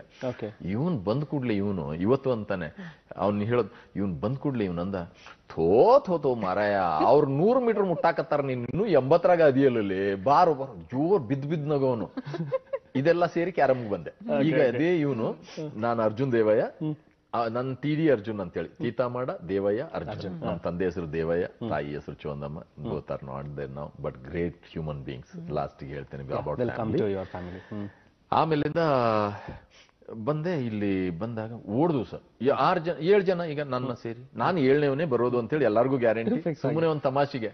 ಅವ್ರ ಪಾಪ ಚಾಂಪಿಯನ್ಸ್ ಓಡೋರ್ಗೆ ಯಾರು ಸಪೋರ್ಟ್ ಮಾಡಕ್ಕಿಲ್ಲ, ನಮಗೊಂದು ದೊಡ್ಡ ಹುಯ್ ದಡಲ್ ಟ್ರೋಲಿ ಅಂತೇಳಿ ಓಡಿದಾಗ ನಿಮಗೆ ತಮಾಷೆ ಹೇಳ್ತೇನೆ, ಐ ಕೇಮ್ 3rd. 4 ಜನರನ್ನ ಡಿಫೀಟ್ ಮಾಡಿ I came 3rd in 100 meters. We went to 200. I came 2nd. First ನನಗೂ ಬಹಳ ಕ್ಲೋಸ್ ಕೆನಡಿ ಫಿಲ್ಬರ್ಟ್ ಅಂತ ಹೇಳಿ, I remember him, fantastic gentleman. ಆ ಒಂದು ಆಟಿಟ್ಯೂಡ್ ಇರಬೇಕು. ನಾನು ಅದನ್ನೆಲ್ಲ ಕಲ್ಕೊಂಡ್ ಬಂದೆ, ಅಂದ್ರೆ ಅದನ್ನೆಲ್ಲ ಎಲ್ಲೋ ಅಳವಡಿಸ್ಕೊಂಡೆ. ಆಮೇಲಿಂದ ಕೊನೆಗೆ ಲಾಂಗ್ ಜಂಪ್ ಬಂದು, ನಾನು ಆವಾಗ್ಲೇ ಗಿಲ್ಲಿ ದಂಡು ಅಂತ ಯಾಕೆ ಹೇಳಿದೆ, ಚಿನ್ನಿತ ನಮ್ದು ಆ ಲಾಂಗ್ ಜಂಪ್ಗೆ ಪೂರಕನೇ ಅದು. ಆ ಗಿಲ್ಲಿನ ತಡದ ಮೇಲೆ ನೀವು ಜಂಪ್ ಮಾಡಿ ಆ ದಾಂಡು ದಾಟ್ಬಿಟ್ರೆ ಎಲ್ಲಾರು ಔಟು. ಸೊ ನಾವು ಅಲ್ಲಿ ಪಕ್ಕದಲ್ಲಿ ನಿಂತ್ಕೊಂಡು ಇದನ್ನ ಮಾಡೋದು, ಇದೆಲ್ಲ ಇತ್ತು. Long jump I came first. ನನಗೆ ಇವತ್ತು ಏಷ್ಯನ್ ಗೇಮ್ಸ್ ಮೆಡಲ್ ಇರ್ಬೋದು, ಸೌತ್ ಏಷ್ಯನ್ ಗೇಮ್ಸ್ ಗೋಲ್ಡ್ ಇರ್ಬೋದು, ಎಲ್ಲದಕ್ಕಿಂತ ಹೆಚ್ಚಾಗಿ ಆ ಗೋಗ್ಟೆ ಕಾಲೇಜ್ ಆಫ್ ಕಾಮರ್ಸ್ ನ ಒಂದೇ ಸರ್ಟಿಫಿಕೇಟ್ ಅಲ್ಲಿ ಬರ್ದಿರೋದು, long jump first, 200 meters second, 100 meters third. I salute that certificate. ಯಾಕೆ ಅಂದ್ರೆ ದಟ್ ವಾಸ್ ಮೈ ಸ್ಟಾರ್ಟಿಂಗ್. ಈಗ ನೀವು ಅನ್ಬೋದು, ಅದಾದ್ಮೇಲೆ ಸ್ಟಾರ್ಟಿಂಗ್ ಹೇಗೆ ಹಾಗಾದ್ರೆ? ನಾವು ಈ PUC ಡಿಗ್ರಿ 2ದಲ್ಲಿ ಇರುವಾಗ ನಮ್ಮಲ್ಲಿ ಯೂನಿವರ್ಸಿಟಿ ಬ್ಲೂ ಅಂದ್ರೆ ನಾರ್ತ್ ಕರ್ನಾಟಕದಲ್ಲಿ ಸರ್, ನೀವು ನಂಬಲಿಕ್ಕಿಲ್ಲ, ಬಹಳ ದೊಡ್ಡ ಇದು, ಭಯಂಕರವಾದಂತ ಮರ್ಯಾದೆ ಕೊಡೋರು ಅವ್ರಿಗೆ. ನಾನು ಏನನ್ನೋನು ಯಾವಾಗ್ಲೂ ಯೂನಿವರ್ಸಿಟಿ ಬ್ಲೂ ಆಗ್ಬೇಕಲೆ ಇದನ್ನ ಅನ್ಕೊಂಡೇ ಬಂದು, ನಾವು PUC ಫಸ್ಟ್ ಇಯರ್ ನಿಂದ ಅನ್ಕೊಂಡೇ ಬಂದು ಫೈನಲ್ ಇಯರ್ ವರ್ಗೂ ಬಂದು. ಅದಕ್ಕೆ ಸ್ವಾಮಿ ವಿವೇಕಾನಂದರನ್ನ ಒಂದ್ ಮಾತು ಹೇಳ್ತಾರೆ, ಏನಂತ ಹೇಳಿದ್ದಾರೆ, ದೊಡ್ಡ ವಾಣಿ, arise awake stop not till you reach your goal. ಎಷ್ಟು ಜನ ಯಾಕೆ ಎದ್ದಿಲ್ಲ? ತಿಳಿಸೋ ಜನ ಕರೆಕ್ಟ್ ಆಗಿ ತಿಳಿಸ್ಬೇಕು ಹೇಗೆ ನೀನು ಎದ್ದೇಳ್ಬೇಕು ಅಂತೇಳಿ. ಇನ್ನೊಂದು ಮಾತು ಅವ್ರದ್ದು ಉಲ್ಲೇಖ ಮಾಡ್ತೇನೆ ಆಮೇಲೆ ಇರೋದು. ಯಾಕೆ ನಾನು ಇವತ್ತು ನೀವು ಹೇಳಿದ್ರ ಸರ್ಕಾರಿ ನೌಕರಿಗಳನ್ನ ಬಿಟ್ಟು, I was a customs officer, ಅದನ್ನ ನಾನು ಜಾಯ್ನ್ ಆಗ್ಲಿಲ್ಲ. ತುಂಬಾ ಬ್ಯಾಂಗ್ಳೂರ್ ಕಸ್ಟಮ್ಸ್ 1 year ಇಟ್ಟಿದ್ರು, Mumbai customs when they offered all collectorates. ನಾನು being a sports person, ಇವತ್ತು ನನ್ನ contemporaries are all assistant commissioners. I would have been probably ಇನ್ನೊಂದು ಸ್ವಲ್ಪ ಮುಂಬೈದಲ್ಲಿ ಆಗಿದ್ರೆ I was senior to them. ಇದೆಲ್ಲ ಇತ್ತು. Then I was executive with State Bank of India officer ಆಗಿ, ಅದನ್ನು ಕೂಡ ಬಿಟ್ಟೆ. ಕೊನೆಗೆ ಇಲ್ಲಿ ಹೀಗಾಯ್ತು. ಆ ಟೈಮ್ನಲ್ಲಿ ನಾನಂದೆ, ನನಗೆ ಯೂನಿವರ್ಸಿಟಿ ಬ್ಲೂ ಆಗ್ಬೇಕಲ್ಲ, ಯಾಕಂದ್ರೆ ಯೂನಿವರ್ಸಿಟಿ ಬ್ಲೂದವ್ರಿಗೆಲ್ಲ ಹೊಡೆದೇ ಅಲ್ಲ ಸರ್, ನಾವು ಅಬ್ಬೆ ಪಾರಿಕೊಳ್ತಾರಾನೇ ಇದ್ದು. ಅವನ್ನ ಕೇಳ್ಕೊಳ್ಳಿ, ಅವನು ಕ್ಯೂಬೆ ಅಲ್ಲ ಸಾರಿ ಕ್ಯೂಬೆ ಅಂತಿರ್ಲಿಲ್ಲ, ಅವ್ರು ರೇ ಕ್ಯೂ ರೇ ಅಂತೇಳಿ, ಅಬೇ ಕ್ಯಾನಿ ಮೈನೆ ನೈ ದೌಡ ಇಸ್ಲಿಯೇ ರೇ ನಮ್ಮವ್ರು ಇದೆ ಮಾಮೂಲಿ ತಾಲಿಮಾರ್ ಅಂತ ಇಷ್ಟೇ. ನಮ್ದೊಂದು ಆನ್ಯುವಲ್ ಡೇಗೆಲ್ಲ ಲಾಸ್ಟ್ ಬೆಂಚರ್ಸ್, ಯಾರಾದ್ರೂ ಚೆನ್ನಾಗಿ ಒಂದು ಡಾನ್ಸ್ ಮಾಡಿದ್ರ ಆತ್ ತಗೋಪ ಮುಗೀತು ನಡಿ ಈ ತರ. ಯಾರಾದ್ರೂ ಸರಿಯಾಗಿ ಮಾಡ್ಲಿಲ್ವಾ ಒನ್ಸ್ ಮೋರ್ ಅಂತೇಳಿ ಲೆಕ್ಚರರ್ಸ್ ಬರೋರು. ಇವತ್ತು ನೋಡಿ, ಇವತ್ತು ನಾನು ಯಾಕೆ ಪರ್ಸನಾಲಿಟಿ ಡೆವಲಪ್ಮೆಂಟ್ ಬಗ್ಗೆ ಆಮೇಲೆ ಚುಟುಕಾಗಿ ಹೇಳ್ತೇನೆ, ಯಾಕಂದ್ರೆ ನನ್ನ ವ್ಯಕ್ತಿತ್ವನ ನಾನು ಹೇಳ್ತಾ ಇರೋದು ನನಗೆ ಬೆಂಚಪರ್ಸ್ಕೊಳ್ಳಿಕ್ಕಲ್ಲ. ಬೇರೆಯವರು ಈ ರೀತಿ ಇದ್ದಾರೆ. ನೀವು don't think yourself as ordinary, you don't think yourself as ordinary, you are extraordinary. There is nothing, only thing you are not identified. ನೀವು ಗೊತ್ತು ಹಿಡಿದಿಲ್ಲ ನಿಮ್ಮ ಪ್ರತಿಭೆನ, ಇವತ್ತು ಇದು ಸಮಯ ಮಾಡ್ಕೊಳ್ಳಿ ಅಂತೇಳಿ ಅನ್ನೋದಕ್ಕೆ. ಗುರುಗಳು ಬರೋರು. ಈಗಲೂ ಕಾಲೇಜ್ನಲ್ಲಿ ನಾನು ಫಂಕ್ಷನ್ಸ್ಗೆ ಹೋದಾಗ ನಾನಂತೇನೆ ಗುರುಗಳಿಗೆ, ನೀವು ಯಾರು ನನ್ನ ಯುವ ಮಿತ್ರರನ್ನ ನೋಡ್ಬೇಡಿ, I know to handle them ಅಂತೇಳಿ. ಯಾಕೆ ಅಂದ್ರೆ ನಾವು ಲಾಸ್ಟ್ ಇರೋರು, ಅವ್ರ ಗುರುಗಳು ಬರ್ತಿದ್ರು. ಯಾವ್ಲೆ ಅವ ಶಬ್ದ ಮಾಡಿ, ಅವ್ರು ಬರೋದ್ಕಿಂತ ಮೊದ್ಲೇ ಯಾವ್ಲೆ ಅವ ಸರ್ ನೀವೇನ್ ಕಾಳಜಿ ಮಾಡ್ಬೇಡ್ರಿ ನಾನು ನೋಡ್ಕೋತೇನೆ. ಅವ್ರು ಹೋದ್ ಕೂಡಲೇ ನಾವೇ ಆಯ್ತಾ ಸರ್. ಅಂದ್ರೆ ಇವೆಲ್ಲ ಎಷ್ಟು ದೊಡ್ಡ ಎಕ್ಸ್ಪೀರಿಯನ್ಸ್ ಅಂದ್ರೆ ನಾನು ಅದಕ್ಕೆ ಜನರಿಗೆ ಅಂತ ಇರ್ತೇನೆ, ಥಿಯರಿ ಅಷ್ಟೇ ಮಾತಾಡಬೇಡಿ. ನನಗೆ ಅದಕ್ಕೆ ಹೇಳ್ತೇನೆ, ಥಿಯರೀಸ್ ಅಂಡ್ ಕಾನ್ಸೆಪ್ಟ್ಸ್, ವಿಚಾರಗಳು ಮತ್ತು ತತ್ವಗಳು, ಕೇವಲ ವಿಚಾರಗಳು ಮತ್ತು ತತ್ವಗಳು ಜನರ ಜೀವನನ ಬದಲಾಯಿಸಲಿಲ್ಲ. ಹಾಗಾದ್ರೆ ನೀವು ಕೇಳಬೇಕು, ಏನ್ ಬದಲಾಯಿಸುತ್ತೆ ಅರ್ಜುನ್ ದೇವಯ್ಯನವರೇ? Practising those theories and concepts will definitely change the life of the people. ಅದನ್ನ ಅನುಷ್ಠಾನಕ್ಕೆ ತರೋದ್ರಿಂದ ಜನರ ಜೀವನ ಖಂಡಿತವಾಗ್ಲೂ ಬದಲಾಗುತ್ತೆ. ಇದನ್ನ ತಗೊಂಡ್ ಬಂದೆ, ಎಲ್ಲಾ ಫ್ರೆಂಡ್ಸ್ಗೆ ಹೇಳ್ದೆ, ನನಗೂ ಯೂನಿವರ್ಸಿಟಿ ಬ್ಲೂ ಆಗ್ಬೇಕಲೆ. ನಾವೆಲ್ಲ CA ಮಾಡ್ಲಿಕ್ಕೆ ಓಡಾಡ್ತಾ ಇದ್ದವ್ರು. ಅವ್ರಂದ್ರು, ನಿನಗೆ ಯೂನಿವರ್ಸಿಟಿ ಬ್ಲೂ ಆಗ್ಬೇಕು ಅಂದ್ರೆ ನೀ CA ಆಗೋದಿಲ್ಲ, ಲಾ ಮಾಡು. ಯಾಕೆ ಅಂತೇಳಿ ನೋಡಿ ಫ್ರೆಂಡ್ಸ್ ಏನ್ ಸಜೆಷನ್ ಕೊಡ್ತಾರೆ, ಫ್ಯಾಂಟಾಸ್ಟಿಕ್ ಸಜೆಷನ್. ಲಾ ಮಾಡು. ಯಾಕೆ ಗೊತ್ತೇನ, ಕಾಲೇಜ್ ಹೋದ್ರು ನಡೀತಿತ್ತು, ಹೋಗ್ಲಿಲ್ಲ ಅಂದ್ರೂ ನಡೀತಿತ್ತು. ಹಾಗೆ ಬಂದು BV ಬೆಲ್ಲಲ್ ಲಾ ಕಾಲೇಜ್ನಲ್ಲಿ ಇದು ಲಾಕ್ ಸೇರ್ಕೊಂಡೆ. ಈವ್ನಿಂಗ್ ಲಾ ಕಾಲೇಜ್ ಸೇರ್ಕೊಂಡೆ. LLB ಸ್ಪೆಷಲ್ ಅಂತ ಹಾಕಿ, LLB ಸ್ಪೆಷಲ್, ಎಸ್. ಆದ್ರೆ ಇವತ್ತು ನಾನು ಎಲ್ಲರಿಗೂ ಹೇಳ್ತೇನೆ, ನೀವೆಲ್ಲರೂ ಯಾವುದೇ ಡಿಗ್ರಿ ತಗೊಳ್ಳಿ, ಲಾ ಮಾಡಿ.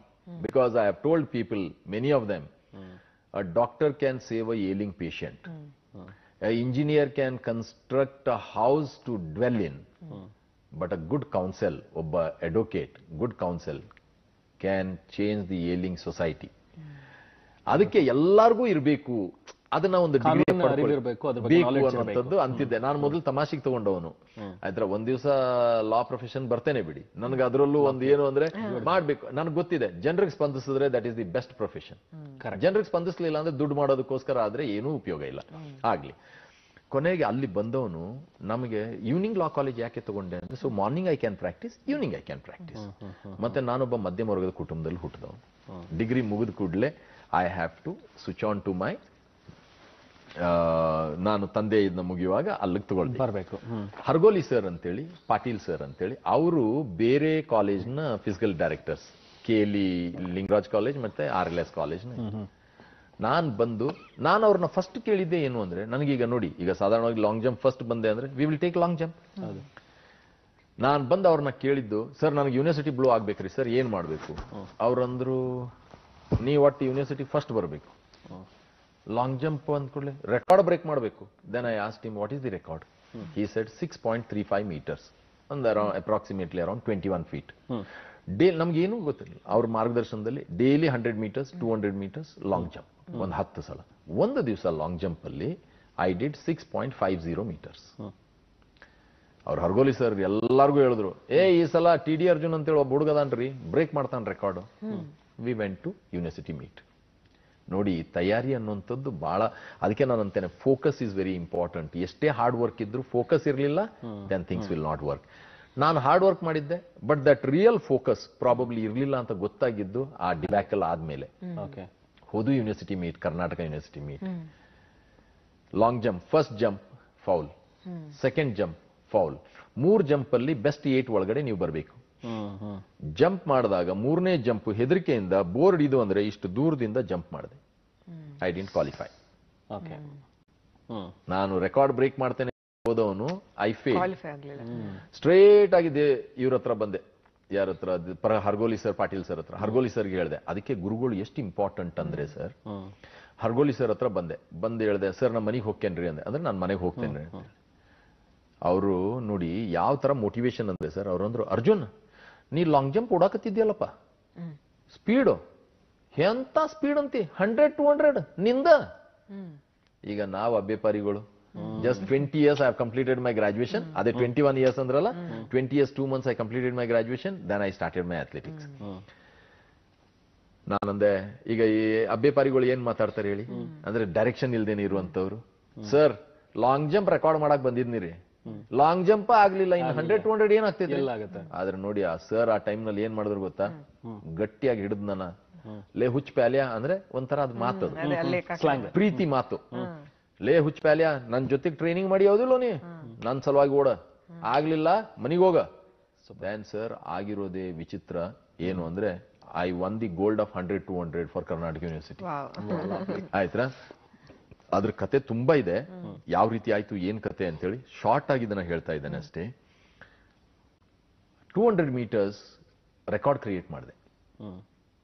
ಇವತ್ತು ಪಾಪ ಅವ್ರು ರುದ್ರಪ್ಪ ಸರ್ ಇಲ್ಲ, ನನಗೂ ಗೊತ್ತಿಲ್ಲ ಏನು ಅಂದ್ರೆ ಮಾಡಿದ್ಮೇಲೆ ಆ ವರ್ಷ ಆ ಮೀಟ್ಗೆ ಉದಯ್ ಪ್ರಭು ಅಂತೇಳಿ ನನ್ನ ಗುರುಗಳವರು, ಉದಯ್ ಪ್ರಭು ಅವರು ಚೀಫ್ ಗೆಸ್ಟ್ ಆಗಿ ಬರ್ತಿದ್ರು, ಅವ್ರ ರೆಕಾರ್ಡ್ ಇತ್ತು.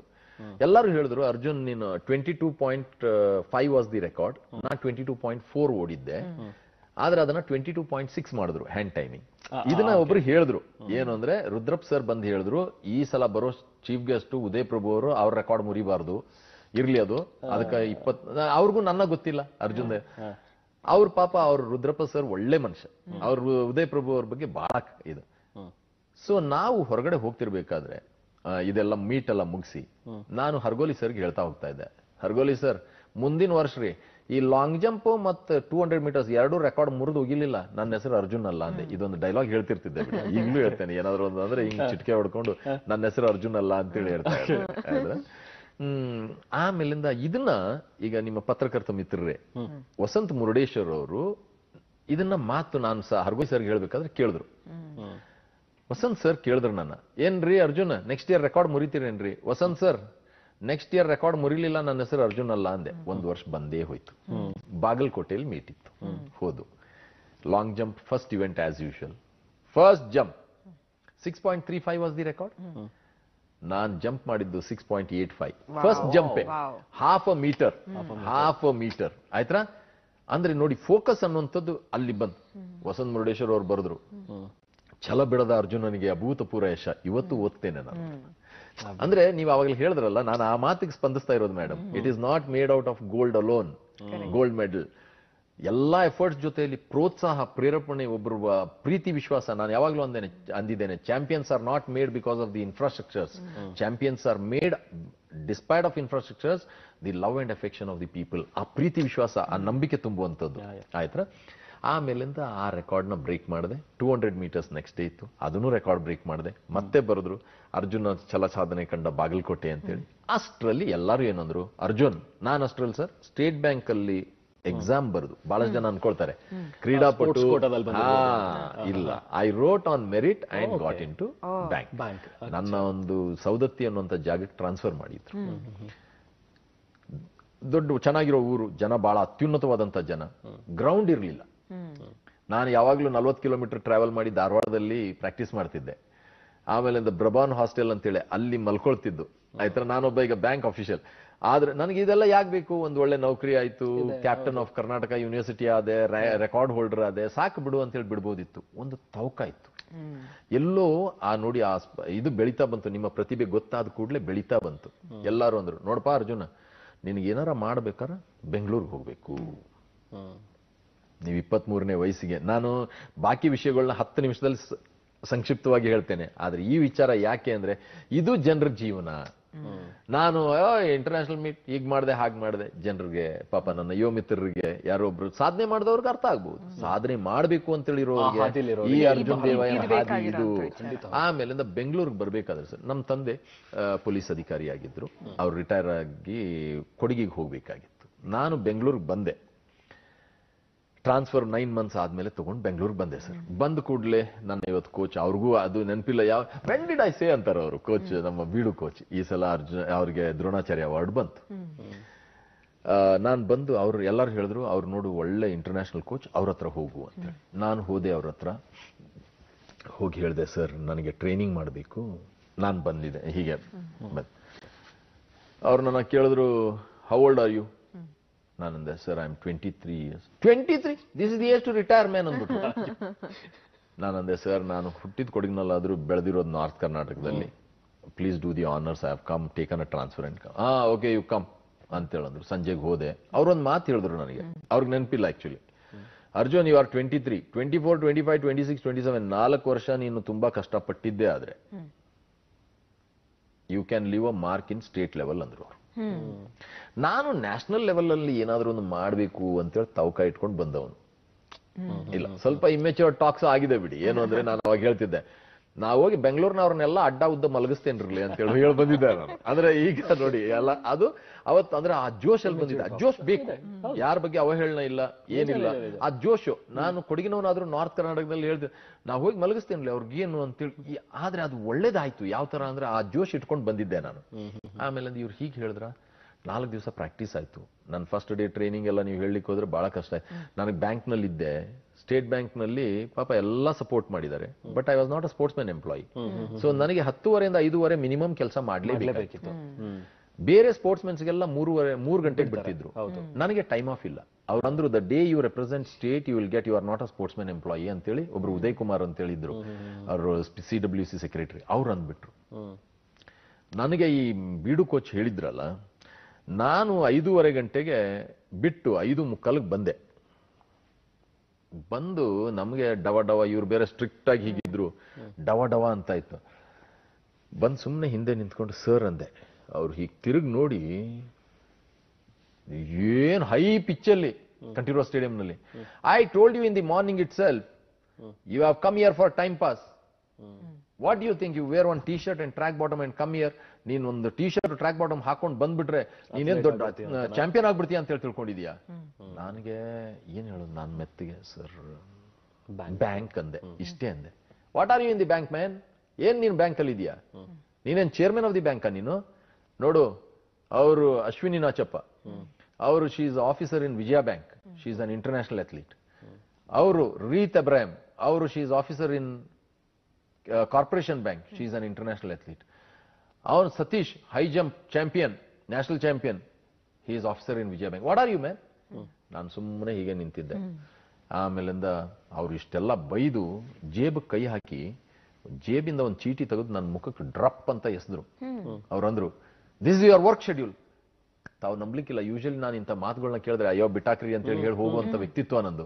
ಅದಕ್ಕೆ ಹೇಳೋದು, ದೇವ್ರು ಕೆಲವೊಮ್ಮೆ ತಮ್ಮನ್ನ ಹಿಡಿದಿರ್ತಾರೆ, ಗೊತ್ತಿಲ್ಲ, ಅದೆಲ್ಲ ಗೊತ್ತಿಲ್ಲ. ಎಲ್ಲಾ ವಿಚಾರಗಳು ಕೆಲವೊಮ್ಮೆ ಆಗ್ತಾವಲ್ಲ, ಅದಕ್ಕೊಂದು ಕಾರಣ ಇರುತ್ತೆ. ನಾನು ಅದನ್ನ ತಗೊಂಡು ಕಣ್ಣು ಗೊತ್ಕೊಂಡು, ನಾನು ಬೆಳಿಗ್ಗೆ ಬಂದು ಭೇಟಿಯಾಗಿದ್ದೇನೆ. ಆ ವ್ಯಕ್ತಿಗೆ ಅವ್ರ ನಂಬಿಕೆ ಎಷ್ಟಿದೆ ನನಗೆ, ಗುರುಗಳಿಗೆ ನನ್ನ ಮೇಲೆ ರೆಡಿ ಇಟ್ಟಿದಾರಲ್ಲ. ಅದಕ್ಕೆ ನಾನು ಇವತ್ತು ಹೇಳ್ತೇನೆ ಯುವತಿಯರಿಗೆ, ಗುರುಗಳನ್ನ ನಂಬಿ.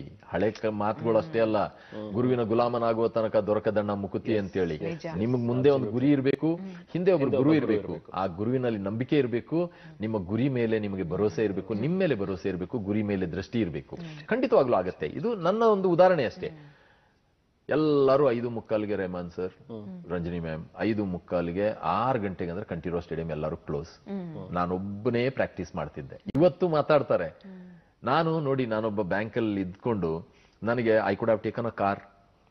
ನಾನೊಬ್ಬನೇ ಮಗ, ತಂದೆ ತಾಯಿಗೆ ರಿಟೈರ್ ಆಗಿದ್ರು, ನನ್ನ ತಂಗಿ ಇದ್ದಾಳೆ, ಆದ್ರೆ ನಾನು I could have taken a car, I could have taken bike at least. ನಾನು ಅನ್ಕೊಂಡೆ ಕಾರ್ ತಗೊಂಡ್ರೆ ನನಗೆ 4 ಜನ ಸ್ನೇಹಿತರು ಜೊತೆಲಿ ಇರ್ತಾರೆ, ಆಫ್ಟರ್ ಪ್ರಾಕ್ಟೀಸ್ ರೋಮ್ ಅರೌಂಡ್. ನೋಡಿ, ಇದು ಆ ವಯಸ್ಸಿಗೆ ನನಗೆ ಬಂದಿದ್ದಂತ ವಿಚಾರ. ಬೈಕ್ ಆದ್ರೆ ಇನ್ನೊಬ್ಬ ಯಾರೋ ಜೊತೆ. ನಾನ್ ತಗೊಂಡಿದ್ದು sports cycle. I to come on sports cycle. ಇವತ್ತು ಅಂತಾರೆ, ಬರ್ತಿದ್ದ ಅದೊಂದು ಪಟ್ಟೆ ಟ್ರ್ಯಾಕ್ ಸೂಟ್ ಹಾಕೊಂಡು ಬಂದು ನಿಲ್ಲಿಸ್ತಿ ಓಡ್ತಿದ್ದ ಅಂತೇಳಿ. ನೀವು ನಂಬ್ಲಿಕ್ಕಿಲ್ಲ ಸರ್.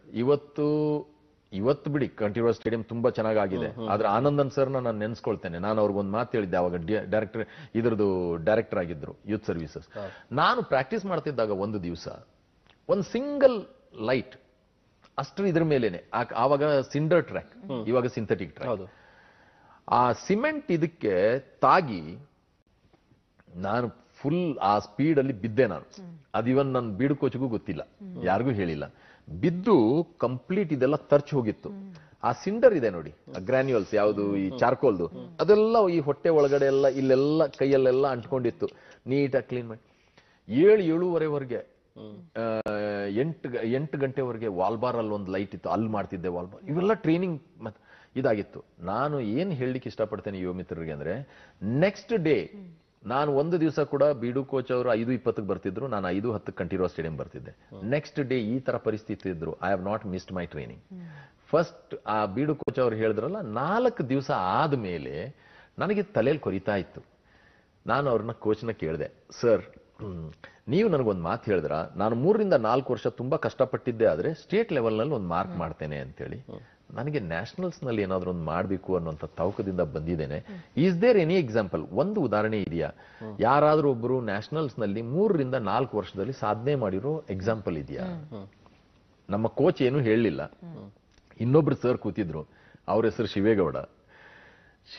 ಅವ್ರಿಗೆಲ್ಲ ಇದು ನೆನಪಿರ್ಲಿಕ್ಕಿಲ್ಲ ಬಿಡಿ, ಯಾಕಂದ್ರೆ ಅದು ಅಂತೇವಲ್ಲ, ಸುಟ್ಟವನಿಗೆ ನೆನಪಿದ್ಯಾ ಬೆಂದವನಿಗೆ ನೆನಪಿದ್ಯಾ ಅಂತ ಹೇಳಿ. ಬೆಂದವನಿಗೆ ಗೊತ್ತಿರುತ್ತೆ. ಅದು ಪಾಪ ಅವರೆಲ್ಲ ಏನು ಅವಹೇಳನವಾಗಿ ಹೇಳಲಿಲ್ಲ. ಅವ್ರಂದ್ರು, ಅರ್ಜುನ್ ಅಲ್ಲೆಲ್ಲ ಓಡ್ತಾ ಇದಾರಲ್ಲ, ಅವ್ರನ್ನೆಲ್ಲ ಕಾಣಿಸ್ತಾ ಇದೆಯಾ ಅಂತ ಕೇಳಿದ್ರು. ಹೌದು ಸರ್ ಅಂದೆ. Can you see those people? ಹಾ sir, yes sir. Those people have been training for last 7 years, 8 years, 10 years, 12 years. They are yet to cross the state borders. State ಅಲ್ಲೇ ಏನು ಸಾಧನೆ ಮಾಡಿಲ್ಲ ಇನ್ನು. ನೀನು 3 ರಿಂದ 4 ವರ್ಷದಲ್ಲಿ ನ್ಯಾಷನಲ್ ಲೆವೆಲ್ ನಲ್ಲಿ ಮಾಡ್ಬೇಕು ಅಂತ ಇದೆಯಾ? ಬಹಳ ಸರ್ಕಾಸ್ಟಿಕ್ ಆಗಿ ಅವಹೇಳನಕಾರಿಯಾಗಿ ಅಂದ್ರು. ಆದ್ರೆ ನಾನು ಆ ಟೈಮ್ನಲ್ಲಿ ಅಷ್ಟೇ ಸಮಾಧಾನದಲ್ಲಿ ಅವ್ರಿಗೆ ಹೇಳಿದ್ದು, ಸರ್ ಯಾರೋ ಒಬ್ರು 7 ವರ್ಷ, 8 ವರ್ಷ, 10 ವರ್ಷ, 12 ವರ್ಷದಿಂದ ಮಾಡಿಲ್ಲ ಅಂದ್ರೆ ನಾನು 3 ವರ್ಷದಲ್ಲಿ ಮಾಡಬಾರ್ದು ಅಂತೇಳಿ ಇಲ್ಲಲ್ಲ ಅಂದೆ. ನನ್ನ ಬೀಡು ಕೋಚ್ ಒಂದಂದ್ರು, ಅದು ಎಷ್ಟಪ್ಪ ಮಾತಾಡ್ತೀಯಾ ಅಂತೇಳಿ. ಸತ್ಯವಾಗ್ಲೂ ಹೇಳ್ತೇನೆ, ಇವತ್ತು ಮಾತಾಡಿ ದುಡ್ಡು ಮಾಡೋದು ನಾನು, ಕೋಟ್ಯಾಂತರ ರೂಪಾಯಿ ದುಡ್ಡು ಮಾಡೋದು ಮಾತಾಡಿ. ಆಮೇಲಿಂದ ಸರ್ 8 ತಿಂಗಳು ಈ ಬೀಡು ಕೋಚ್ ಅಂದ್ರೆ ಟ್ರೈನಿಂಗ್ ಮಾಡಿದೆ. ಆಮೇಲೆ 4 ತಿಂಗಳಿನಲ್ಲೇ ನಾನು 4th ಬಂದು ಸ್ಟೇಟ್ ಇದಕ್ಕೆ ಬಂದೆ, ಸ್ಟೇಟ್ ಟೀಮ್ಗೆ. ನನಗೆ ಟೈಮ್ ಆಫ್ ಸಿಕ್ಬಿಡ್ತು. ನನಗೇನ್ ಖುಷಿ ಅಂದ್ರೆ ಸಂಜೆಗೂ ಪ್ರಾಕ್ಟೀಸ್ ಮಾಡ್ಬೋದಲ್ಲ. ಬೆಳಿಗ್ಗೆ 3 ಗಂಟೆ 3:30 ಗಂಟೆ ಯಾವಾಗ ಬೀಡು ಕೋಚ್ ಇದನ್ನ ಹೇಳಿದ್ರು ನನಗೆ ಸಂಜೆಗೆ, ನಾನು ಅಂದೆ ಮಾರ್ನಿಂಗ್ ಈಸ್ ಮೈನ್. ಆ ಹಳೆ ಕತೆ, ಮಾರ್ನಿಂಗ್ ಈಸ್ ಮೈನ್. ತಂದೆ ತಾಯಂದ್ರು ಊರಿಗೆ ಹೊರಟಿರೋರ್ನ ಕರ್ಕೊಂಡು ಬಂದೆ, ಹೇಳಿದೆ ದಯವಿಟ್ಟು 1 ವರ್ಷ ಬನ್ನಿ, ನಾನೇನು ಸಾಧನೆ ಮಾಡ್ಲಿಕ್ಕೆ ಆಗ್ಲಿಲ್ಲ ಅಂದ್ರೆ ನಾನು ವಿರಾಜ್ಪೇಟ್ ಬ್ರಾಂಚ್ಗೆ ಟ್ರಾನ್ಸ್ಫರ್ ತಗೊಳ್ತೇನೆ, ಹೊರಟು ಬಿಡೋಣ ಅಂತೇಳಿ. ನಾನಿವತ್ತು ತಂದೆ ತಾಯಂದ್ರಿಗೆ ನಮನ ಸಲ್ಲಿಸ್ತೇನೆ. ಯಾಕೆ ಅಂದ್ರೆ ಇಲ್ಲೊಂದು ಚುಟುಕಾಗಿ ತಾಯಂದ್ರಿಗೆ ಹೇಳಲಿಕ್ಕೆ ಇಷ್ಟಪಡ್ತೇನೆ. ನಾನು ಒಂದು ಮಧ್ಯಮ ವರ್ಗದ ಕುಟುಂಬದಲ್ಲಿ ಹುಟ್ಟದವನು. 20 ವಯಸ್ಸು 2 ತಿಂಗಳಿಗೆ ನನ್ನ ಗ್ರಾಜುಯೇಷನ್ ಮುಗೀತು. 20 ವಯಸ್ಸು 4 ತಿಂಗಳಿಗೆ ನನಗೆ ಸೆಂಟ್ರಲ್ ಗವರ್ಮೆಂಟ್ ಜಾಬ್ ಸಿಕ್ತು, ಮರಾಠಾ ಲೈಟ್ MLIRC ಅಂತೇಳಿ. 20 ವಯಸ್ಸು 8 ತಿಂಗಳಿಗೆ ನನಗೆ ಆಗ್ರಾಗ್ ಟ್ರಾನ್ಸ್ಫರ್ ಆಯ್ತು. ಇದನ್ನ ದಯವಿಟ್ಟು ಕೇಳ್ಕೊಳ್ಬೇಕು. ನಾನು ಕ್ರೀಡೆ ಸ್ಟಾರ್ಟ್ ಮಾಡಿದ್ದಂತ ಟೈಮು ಎಲ್ಲಿ ತಾಲೂಕ್ ಲೆವೆಲ್ಲೂ ಇಲ್ಲ, ಆವಾಗ ಮಾಡಿರುವಂಥದ್ದು.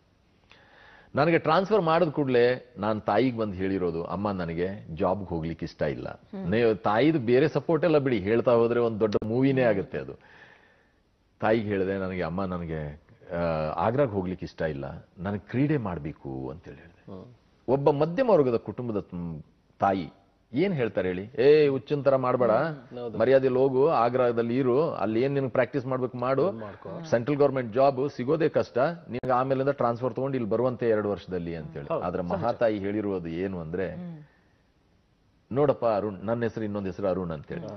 ನೋಡಪ್ಪ ಅರುಣ್, ನೀನು ಆ ಕೊಡವ ಭಾಷೆಯಲ್ಲಿ ಹೇಳಿರೋದು, ನೋಟ ಅರುಣ್, ನೀನಿಕ 20 ವಯಸ್ಸಾಯ್ತು, ನೀಡ ಡಿಸಿಷನ್ ನೀನ್ ನಡ್ತೋಲು, ನೀಕ್ ಪೋಪಕ್ಕೆ ಇಷ್ಟ ಇಲ್ಯಾ ಬಾಂಡ ಅಂದ್ರೆ ಅದರ ಅರ್ಥ ನಿನ್ಗೆ ಹೋಗ್ಲಿಕ್ಕೆ ಇಷ್ಟ ಇಲ್ವಾ, ಬೇಡ, ಒಂದು ಮಾತು ಕೂಡ ನೀನ್ ವಿಚಾರ ಮಾಡು, ತಂದೆನ್ ಕೇಳು, ಬೇಡ ಅಂದ್ರು.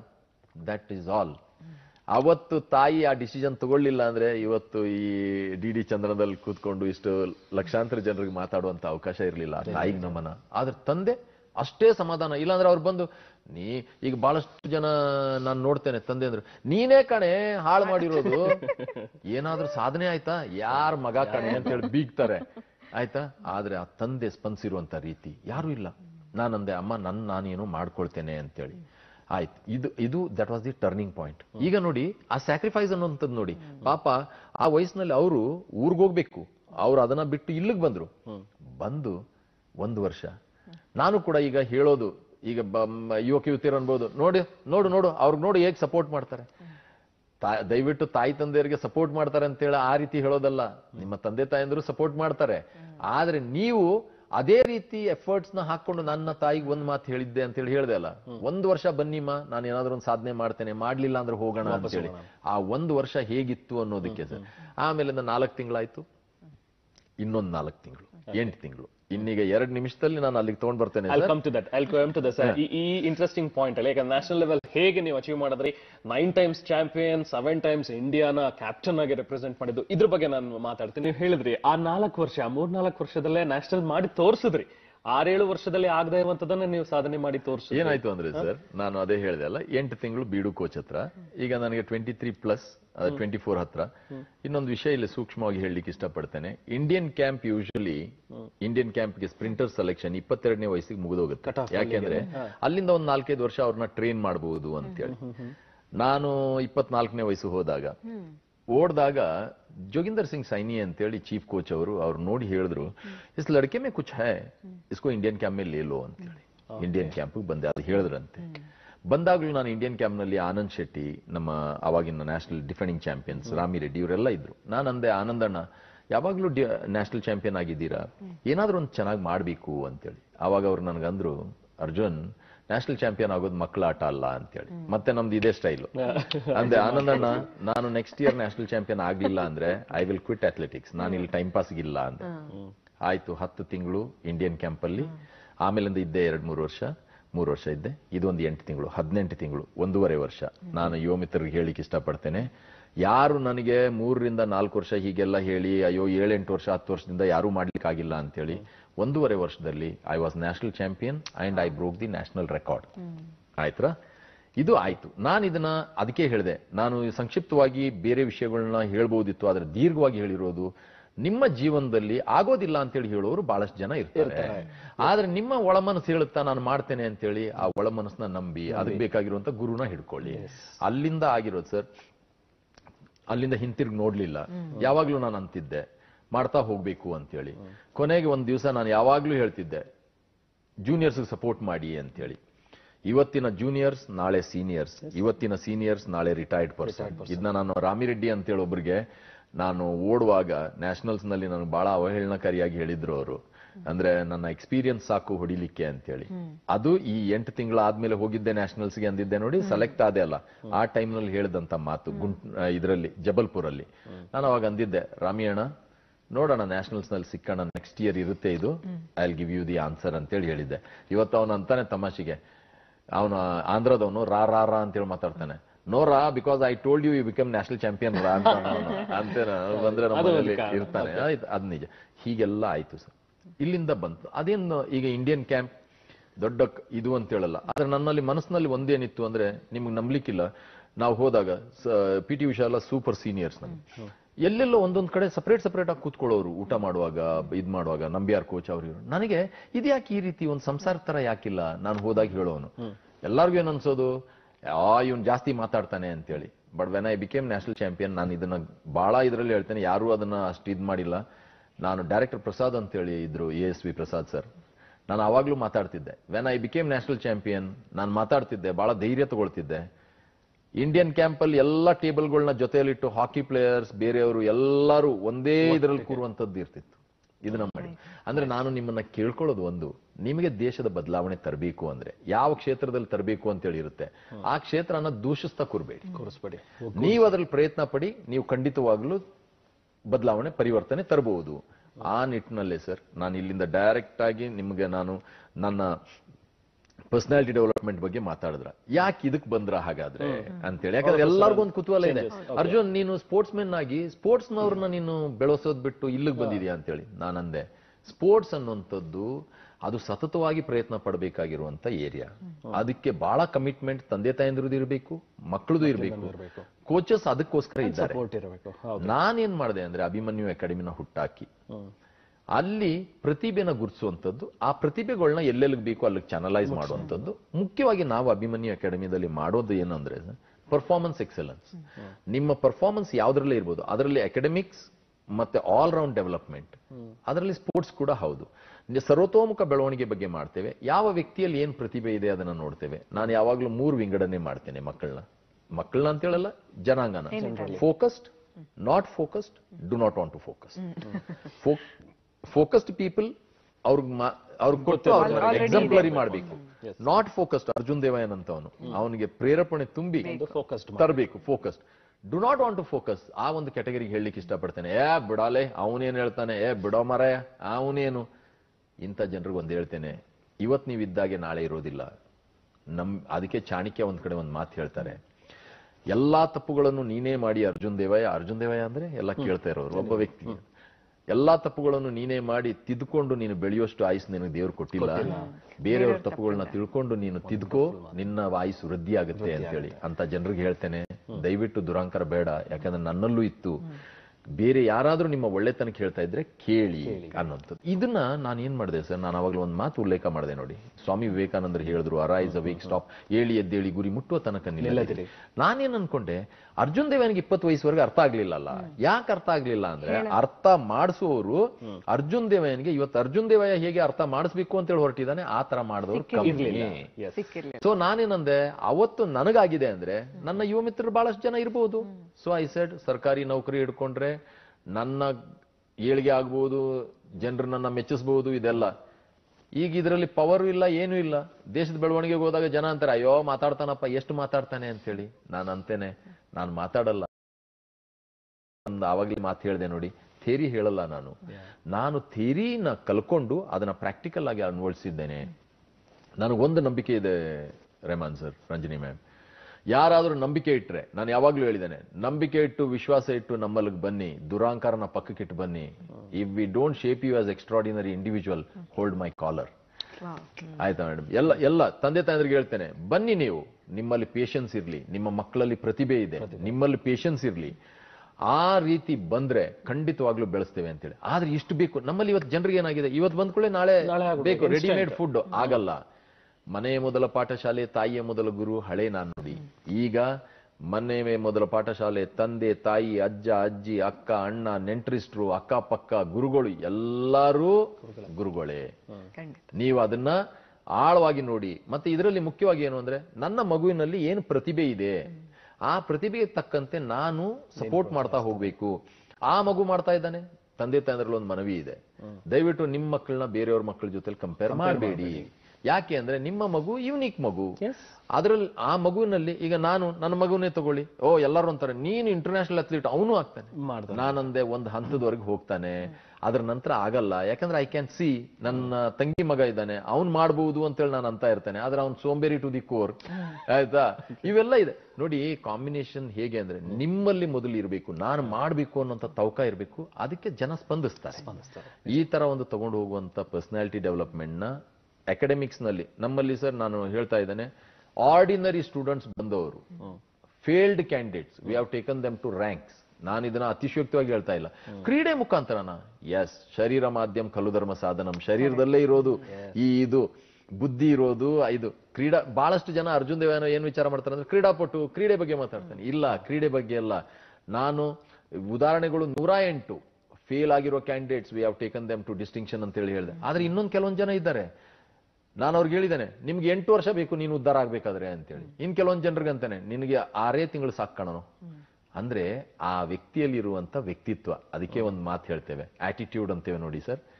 It is not only your aptitude. Aptitude ಅಂದ್ರೆ ಕೇವಲ academics. It is not only your aptitude, but it is your attitude which decides the altitude of your life ಅಂತ. ಈ ರೀತಿ ಇದೊಂದು ಮಧ್ಯದಲ್ಲಿ ನಿಮಗೆ ಅಂತಾರಾಷ್ಟ್ರೀಯ ಮಟ್ಟದ ವಿಚಾರನ ಹೇಳಿ, ಯಾಕೆಂದ್ರೆ ನಾವು ಎಲ್ಲರೂ ಕೇಳೋದಕ್ಕೆ ಕುತೂಹಲ. ನಮ್ಮ ಕೇಳುಗರಿಗೂ ಬಹುಶಃ ಕೇಳಿದ್ವಿ. ಯಾಕೆಂದ್ರೆ 9 ಸಲ ನೀವು ನ್ಯಾಷನಲ್ ಲೆವೆಲ್ ನಂಬರ್ 1 ಅಥ್ಲೀಟ್ ಆಗಿ ಇದ್ದಂಥವ್ರು.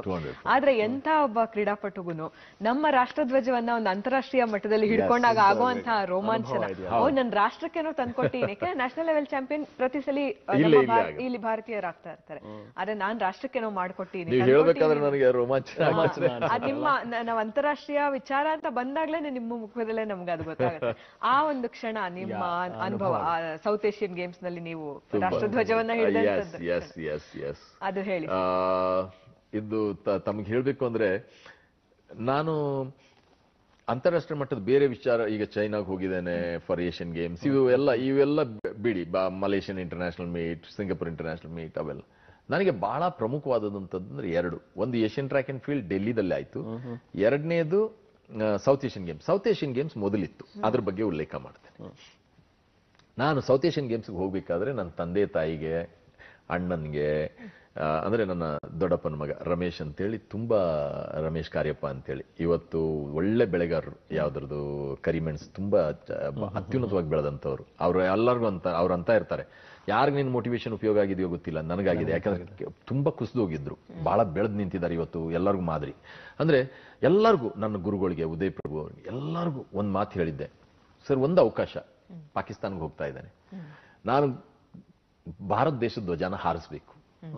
ಇದನ್ನ ಹಾರಿಸ್ಬೇಕು ಅಂದ್ರೆ ನಾನು ಗೋಲ್ಡ್ ಮೆಡಲ್ ವಿನ್ ಮಾಡ್ಬೇಕು. ನಾನು ಹೋಗ್ಬೇಕಾದ್ರೆ I was suffering from back pain. ಸಖತ್ ಬ್ಯಾಕ್ ಪೇನ್ ಇತ್ತು. ಅಲ್ಲಿ ಹೋಗಿ ನನ್ನ 200, 400 ಎರಡು event. 400 meters I was the best of India. 200 meters ಕೂಡ ಹೌದು. 400 ಮೀಟರ್ಸ್ ಓಡುವಾಗ ನಾನೇನ್ ಗೋಲ್ಡ್ ಮೆಡಲ್ ವಿನ್ ಮಾಡಬಹುದು ಅಂತ ಅನ್ಕೊಂಡಿದ್ದೆ. I came third. ನನಗೆ ಲಾಸ್ಟ್ ಅದು ಕಂಪ್ಲೀಟೇ ಮಾಡ್ಲಿಕ್ಕೆ ಆಗ್ಲಿಲ್ಲ, ಆ ತರ ಪರಿಸ್ಥಿತಿ. ನನ್ನ ಕೋಚ್ ಏನ್ ನನ್ನ ಫೈನ್ ಮಾಡಿದ್ರು ನೋಡಿ, ಅವರು ಇದೇ ಮಾತು ಹೇಳಿದ್ರು ನನಗೆ, ಅರ್ಜುನ್ ತೂ ಆಗೆ ಕೌನ್ ಸಾ ಇವೆಂಟ್ ನೈ ದೌಡೇಗ, ಇನ್ಯಾವ ಇವೆಂಟ್ ಓಡುವಾಗಿಲ್ಲ. ನಾನಂದೆ coach please one chance coach, I will run 200. ಓಯ್ ತೂ ದೇಖಾ ಜೈಸೆ ತೂ ದೌಡ್ ರहा था 400 मीटर, तेरा पैर नहीं उठ रहा था, ನಿನ್ ಕಾಲು ಹೇಳ್ತಾ ಇರಲಿಲ್ಲ, ನಿಂದು ಏಷ್ಯನ್ ಟ್ರ್ಯಾಕ್ ಅಂಡ್ ಫೀಲ್ಡ್ ಹೈ, ಉಸ್ಕೆ ಲಿಯೆ ತಯಾರಿ ಕರ್ನಾ ಹೈ, ನೀನು ಇಂಜುರಿ ಜಾಸ್ತಿ ಮಾಡ್ಕೋಬೇಡ, ಸ್ಪ್ರಿಂಟ್ ಇವೆಂಟ್ ಅದು ಎಕ್ಸ್ಪ್ಲೋಸಿವ್ ಇವೆಂಟ್ 200 ಮೀಟರ್ಸ್ ಓಡೋಂಗಿಲ್ಲ ಅಂತೇಳಿ ಅವ್ರು ಹೇಳಿ ಹೊರಟ್ಬಿಟ್ರು. ಅಂದ್ರೆ ಉದಯ್ ಪ್ರಭು ಬಂದ್ರು, ಅವ್ರಿಗೆ ಉದಯ್ ಪ್ರಭು ಸರ್ ನನಗೆ ಸ್ಪ್ರಿಂಟ್ ಕೋಚ್ ಆಗಿದ್ರು, ಇವರು ಆಲ್ ಇಂಡಿಯಾ ಇದ್ರದ್ದು ಇಂಡಿಯನ್ ಕೋಚ್. ಅವ್ರು ಅಂದ್ರೆ ಉದಯ್ ಇಸ್ಕೆ ಭೇಜೆ ಮೇ ಕುಚ್ ಭೇಜ್, ಇಸ್ಕೋ ಮೈ ಜಿतना भी कह रहा हूं इसका समझ में नहीं आ रहा है ಅಂತೇಳಿ ಹೇಳಿ ಹೊರಟ್ಬಿಟ್ರು ಅವರು. ನಾನು ಉದಯ್ ಪ್ರಭು ಕೋಚ್ಗೆ ಅಂದೆ, ಸರ್ ಒಂದ್ ಅವಕಾಶ ಆಯ್ತು ಓಡು ಅಂದ್ರು. ಫೈನಲ್ಸ್ ಬಂದೆ ನೋಡಿ. ನಾಳೆ 4:15 ಗಂಟೆಗೆ ಫೈನಲ್ಸು. ಇವತ್ತು ರಾತ್ರಿ ನನ್ನ ಸೂಟಲ್ಲಿ I get a solid muscle pull. ಇದೊಂದಾಗಿದೆ, ಅದರ ಜೊತೆಗೆ ಫುಲ್ ಮಸಲ್ ಪುಲ್. ನನ್ನ ರೂಮ್ ನಲ್ಲಿ ಆನಂದ್ ಶೆಟ್ಟಿ, ಆನಂದ್ ನಟರಾಜನ್, ಇವತ್ತು ಆನಂದ್ ನಟರಾಜನ್ ಕಸ್ಟಮ್ಸ್ ಮೆಡ್ರಾಸ್ ಅಲ್ಲಿ ಇದ್ದಾನೆ ಆಸ್ ಅಸಿಸ್ಟೆಂಟ್ ಕಮಿಷನರ್. ನಾನು ಯಾಕೆ ಹೆಸರು ಹೇಳ್ತಾ ಇದ್ದಾನೆ ಅಂದ್ರೆ ಯಾರು ಬೇಕಾದ್ರೂ ಚೆಕ್ ಮಾಡ್ಬೋದು. ಝೀನಿಯಾ ಐರ್ಟನ್, ಅಯ್ಯಪ್ಪನ್ ದೊರೆ, ಇವ್ರು 4 ಜನ ಇದ್ರು. ನಾನು ಜೋರಾಗಿ ಕಿರ್ಚ್ಕೊಂಡೆ ಅಂತೇಳಿ, ಯಾಕೆಂದ್ರೆ ಅದು ಹಿಡಿದ್ಕೊಳ್ಳಿ ಅವ್ರಿಗೆ ಗೊತ್ತಾಯ್ತು ಡಿಹೈಡ್ರೇಷನ್ ಆಗಿರ್ಬೋದು ಏನು ಅಂತೇಳಿ. ಉಲ್ಟಾ ಮಲಗಿಸಿ ಮೆತ್ತ ಕಾಲ್ನ ಸ್ಟ್ರೈಟ್ ಮಾಡಿ ಐಸ್ ತಗೊಂಡು ಹಾಕದೆ. ಅಷ್ಟರಲ್ಲಿ ಆನಂದ್ ನಟರಾಜನ್ ಓಡೋದ ಹೊರಗಡೆ ನನ್ನ ಸೂಟಿಂದ ಹೋಗುವಾಗ. ನೋಡಿ ಇಷ್ಟೊಂದು ಆಗಿದೆ. ನಾನು ಆನಂದ್ ಹೋಗ್ತಾ ಇರ್ಬೇಕಾದ್ರೆ ಜೋರಾಗಿ ಕಿರ್ಸ್ತೇನೆ ಅವನಿಗೆ ಈ ನೋವು. Anand don't tell chief coach that I have got muscle pull. Chief coach ಹೇಳ್ಬೇಡ, ಯಾಕೆ ಅಂದ್ರೆ ಅವ್ರಿಗೆ ಹೇಳಿದ್ರೆ ನನ್ನ ನಾಳೆ ಮೆಡಿಕಲಿ ಅನ್ಫಿಟ್ ಮಾಡಿ ಓಡ್ಲಿಕ್ಕೆ ಬಿಡೋದಿಲ್ಲ. ಅವನ್ ಆಕ್ಚುಲಿ ಹೋಗಿದ್ದ ಐಸ್ ತರ್ಲಿಕ್ಕೆ ಅವನ್ ರೂಮ್ ನಿಂದ ಬಂದ. ಅವತ್ತು ರಾತ್ರಿ ನನ್ನ ಹತ್ರ ಇವ್ರು ಬಂದ್ರು, ಯಾರು ಬಗೀಚಾ ಸಿಂಗ್, ಪದ್ಮಶ್ರೀ ಅವಾರ್ಡ್ ವಿನ್ನರ್, ಅವ್ರು ನಮ್ಮ ಸೂಪರ್ ಸೀನಿಯರ್. ಅವ್ರಂದ್ರು, ದೇಖ್ ಅರ್ಜುನ್ ತೂ ಮೇರಾ ಛೋಟಾ ಬಾಯಿ ಜೈಸ, ನೀನ್ ನನ್ನ ತಮ್ಮನ್ ತರ ಏಷ್ಯನ್ ಟ್ರ್ಯಾಕ್ ಅಂಡ್ ಫೀಲ್ಡ್ ತಯಾರಾಗಿರು, ನಾಳೆ ಸೌತ್ ಏಷ್ಯನ್ ಗೇಮ್ಸ್ ಇದ್ರದ್ದು 200 ಓಡಬೇಡ ಅಂತೇಳಿ. ನಾನು ಅವಾಗ ಅಂದೆ ಇನ್ನೊಂದು ಸೌತ್ ಏಷ್ಯನ್ ಗೇಮ್ಸ್ ಓಡ್ಬೋದು ಅಂತೇಳಿ. ನಾನೊಂದು ಮಾತಂದೆ, ಬಗೀಚಾ ಬಾಯ್ ಸಾಬ್ ಅಗಲಾ ಬಾರ್ ಜಬ್ ಸೌತ್ ಏಷ್ಯನ್ ಗೇಮ್ಸ್ ಆಯೇಗಾ, ಯಾವಾಗ ಬರುತ್ತೆ, ಕೊಲಂಬೆ ಮೇ ಆಯೇಗಾ ಯಾ ಅವ್ರ ಕೈ ಆಯೇಗಾ, ಪಾಕಿಸ್ತಾನ್ ಮೇ ನೈ ಆಯೇಗಾ. ಅಂದ್ರೆ ನನಗೇನ್ ಸರ್ ಏನು ಯಾವ ದೇಶದ ಬಗ್ಗೆ ಯಾವ ಇದ್ರ ಬಗ್ಗೆ ಅವಹೇಳನ ಇಲ್ಲ. ಪಾಕಿಸ್ತಾನ್ ಮೇ ನೈ ಆಯೇಗಾ. ತುಮಕೋ ಅಗರ್ ಮುಜೆ ಸಲಾ ದೇನಾ ಹೈ, ನಿಮಗೆ ನನಗೆ ಸಲಹೆ ಕೊಡಬೇಕು ಅಂದ್ರೆ ಒಂದ್ ಕೆಲಸ ಮಾಡಿ, ಗ್ರೌಂಡ್ ಬನ್ನಿ ನಾಳೆ 4:15 ಗಂಟೆಗೆ. ಬಿದ್ದೆ ಅಂದ್ರೆ ಎತ್ಕೊಂಡು ಬಂದು ರೂಮ್ಗೆ ಹಾಕಿ, ಮೈ ಟ್ರ್ಯಾಕ್ ಪೇ ಗಿರುಂಗಾ ಲೇಕಿನ್ ಪೀಠ್ ದಿಕ್ಕಾಕರ್ ಹಿಂದೂಸ್ತಾನ್ ನೈ ಜಾऊंगा ಅಂದೆ. ಅವ್ರು ಇವತ್ತು ಅಂತಾರೆ ಕ್ಯಾ ಗರಂ ಮಿಜಾಜ್ ವಾಲಾ ಹೈ ಯಾರ್ ಅಂತ ಹೇಳಿ. ನಾನು ಅಂದೆ ಟ್ರ್ಯಾಕ್ ಅಲ್ಲಿ ಬೀಳ್ತೇನೆ ಹೊರತು ನಾನು ಬೆನ್ ತೋರಿಸಿ ಭಾರತ ದೇಶಕ್ಕೆ ಹೋಗೋದಿಲ್ಲ ಅಂತೇಳಿ. ನೆಕ್ಸ್ಟ್ ಡೇ ಹೋದು ಸರ್. ಎಲ್ಲ ಪೇನ್ ಕಿಲ್ಲರ್ ಇಂಜೆಕ್ಷನ್, ನಿರೋಬಿನ್ ಇಂಜೆಕ್ಷನ್ ತಗೊಂಡು ಎಲ್ಲ ಮಾಡಿ, ನಮ್ಗೆ ಗೊತ್ತಿದೆ ಅದು ಆಗಬಹುದು, ಆಗುತ್ತೆ ಅಂತೇಳಿ ಹೇಳಲಿಕ್ಕೆ ಆಗೋದಿಲ್ಲ. ಆದ್ರೆ ನಿಮ್ಮ ಮೆಂಟಲ್ ಸ್ಟೇಟಸ್ ಹೇಗಿದೆ ಅಂದ್ರೆ ಅರ್ಧ ಮೆಂಟಲ್ ಸ್ಟೇಟಸ್ ಇದು ಇದರಲ್ಲಿದೆ. ಆಮೇಲಿಂದ ಇವನು ಆನಂದ್ ನಟರಾಜನ್ ಕೂಡ ಅಂದ, ವ್ಯಾಂಡಡ, ಅವನ್ ತಮಿಳ್ನವನು ವ್ಯಾಂಡಡ ಅಂತೇಳಿ. ನಾನಂದೆ ನೀಂದ ಮಾದ್ರಿ ಸೊಲ್ಲಾದೇಡ ನಾವು ಓಡ್ರೆ ಅಂತೇಳಿ ಹೇಳಿ ಹೋದು ನಾವು. ಆಮೇಲಿಂದ ಆನ್ ಯೋರ್ ಮಾರ್ಕ್ ಸೆಟ್, ನೀವು ನಂಬಲಿಕ್ಕಿಲ್ಲ ಸರ್, ಓಡ್ದೆ. I won the 200 metres gold for India. ಇಡೀ ಭಾರತಕ್ಕೆ ಹೆಮ್ಮೆ. ಏನ್ ಗೊತ್ತಾ ಮೇಡಮ್, ನಾನು ಹೇಳ್ತೇನೆ, ಅದು 200 ಮೀಟರ್ಸ್ ಗೋಲ್ಡ್ ವಿನ್ ಮಾಡಿದ ದೊಡ್ಡ ವಿಷಯ ಅಲ್ಲ. ಆ ಗೋಲ್ಡ್ ನ ರಿಸೀವ್ ಮಾಡ್ಲಿಕ್ಕೆ ಹೋದಾಗ ಆ ಭಾರತ ದೇಶದ ಧ್ವಜ ಮೇಲೆ ಹೋಗುತ್ತೆ. ಆವಾಗ ಯಾರೇ ಇರ್ರೆಸ್ಪೆಕ್ಟಿವ್ ಆಫ್ ಬೇರೆಯವ್ರು ವಿನ್ ಮಾಡಿದ್ರು ನಾವು ಎದ್ ನಿಲ್ತೇವೆ. ಆ ಒಂದು ಧ್ವಜಕ್ಕೆ ನಮನ, ಆ ಜನಗಣಮನ ಹೇಳ್ಬೇಕಾದ್ರೆ ಎಲ್ಲರೂ ಎದ್ ನಿಂತಿರ್ತಾರೆ. ಎಲ್ಲಾರ್ಗು ನನ್ನ ಕೆಲವೊಂದ್ ಜನ ಅಂತಾರೆ, ಕೆಲವೊಮ್ಮೆ ಟಫ್ ಆಗಿ ಮಾತಾಡಿದಾಗ, ಏನೋ ಇಷ್ಟು ಟಫ್ ಆಗ್ತೇನೆ ನಾನಂತೆ. ನೋಡೋ, ದೇಶ ಬೆಳೆಸೋ ಕೆಲಸ ನಾನು, ನನ್ನ ದೇಶ, ನಾನು ಯಾರನ್ನೂ ದೇಶದಲ್ಲಿರೋ ವ್ಯಕ್ತಿಗಳನ್ನ ಹೇಟ್ ಮಾಡಲ್ಲ. ಆದ್ರೆ ಒಬ್ಬರನ್ನೇ ಹೇಟ್ ಮಾಡ್ತೇನೆ, ಅವರು ಸಡನ್ ಆಗಿ ಸೀರಿಯಸ್ ಆಗ್ತಾರೆ. ಯಾರು ಒಬ್ಬರನ್ನ ಹೇಟ್ ಮಾಡ್ತೇನೆ ಅಂದ್ರೆ, ನನ್ನ ದೇಶನ ಯಾರು ದ್ವೇಷಿಸ್ತಾರೆ ಅವ್ರನ್ನ ದ್ವೇಷಿಸ್ತೇನೆ. ನನ್ನ ಭಾರತ ಮಾತೆ ನನಗೆ ಅಪ್ರತಿಮ. ಆ ಭಾರತ ಮಾತೆಗೆ ಯಾರು ನಮನ ಮಾಡ್ತಾರೆ ಅವ್ರಿಗೆ ನಾನು ನಮನ ಮಾಡ್ತೇನೆ, ಇಷ್ಟೇ ಹೊರತು ನಾನು ಬಾಕಿ ಏನು ಇಲ್ಲ ಅಂತೇಳಿ. ಸರ್ ನಿಮ್ ಮಾತು ಕೇಳ್ತಾರೆ ಒಂದು ನೆನಪಾಗುತ್ತೆ ರೆಹಮಾನ್ ಅವರೇ. ವಿವೇಕಾನಂದ್ರ ಒಂದ್ ಕಡೆ ಹೇಳ್ತಾರೆ, ಅವರು ಬಹಳಷ್ಟು ಸಲ ವಿವೇಕಾನಂದ್ರ ಮಾತುಗಳನ್ನ ಉಲ್ಲೇಖಿಸ್ತಾ ಇರೋದ್ರಿಂದ 100 ಜನ ವೆಲ್ ಕಲ್ಚರ್ಡ್ ಯುವ ಜನರನ್ನ ನಾನು ಕೊಡಿ, ನಾನು ದೇಶ ಕಟ್ಕೊಳ್ತೀನಿ ಅಂತ ಹೇಳ್ತಾರೆ. ಬಹುಶಃ ವಿವೇಕಾನಂದ್ರ ಏನಾದ್ರು ಆ ರೀತಿ 100 ಜನನ ಆಯ್ಕೆ ಮಾಡೋ ಸಂದರ್ಭದಲ್ಲಿ ನೀವಿದ್ದಿದ್ರೆ ಖಂಡಿತ ಆ 100 ಜನದಲ್ಲಿ ನೀವಿರ್ತಾ ಇದ್ದೀರಿ. ನೋಡಿ, ನಾನೇನ್ ದೊಡ್ಡ ಸಾಧು ಅನ್ನಲ್ಲ, ಅವ್ರು ಬಹಳ ದೊಡ್ಡ ಮಾತು. ಆದ್ರೆ ನಾನು ಒಂದ್ ಮಾತಂದೆ ಯುವಕ ಯುವತಿಯರ್ಗೆ ಅಂತ ಇರ್ತೇನೆ. ಸ್ವಾಮಿ ವಿವೇಕಾನಂದ್ರ ನೀವು ಹೇಳ್ದಾಗೆ ಅಂದ್ರು, give me 100 selfless youths, I will change the direction of this country ಅಂದ್ರು. ಇದೇ ಮಾತು. ನಾನು ಇವತ್ತು ಅಂತೇನೆ, give me 1 crore selfish youths, I will change the direction of this country. ನೀವು ಅನ್ಬೋದು ಇದೆಲ್ಲ ಮುಗಿಸುವಾಗ ಮತ್ತೇನಂತ ಇದ್ದೀರಾ? ಅದಕ್ಕೆ ಆವಾಗಲೇ ಒಂದು ಉಲ್ಲೇಖ ಮಾಡಿದ್ದೆ. ಸೆಲ್ಫಿಶ್ ಅಂದ್ರೆ ಏನು? ವೈಯಕ್ತಿಕ ಜೀವನ, ಸಾರ್ವಜನಿಕ ಜೀವನ. ಎಲ್ಲರಿಗೂ ನೀವು ಸಾಧುಗಳಾಗಿ ಅಂದ್ರೆ ಆಗ್ಲಿಕ್ಕಿಲ್ಲ ಅಂತೇಳಿ ನಾನು ಒಂದು ಕ್ಷಮಾಪಣೆ ಕೇಳ್ತೇನೆ.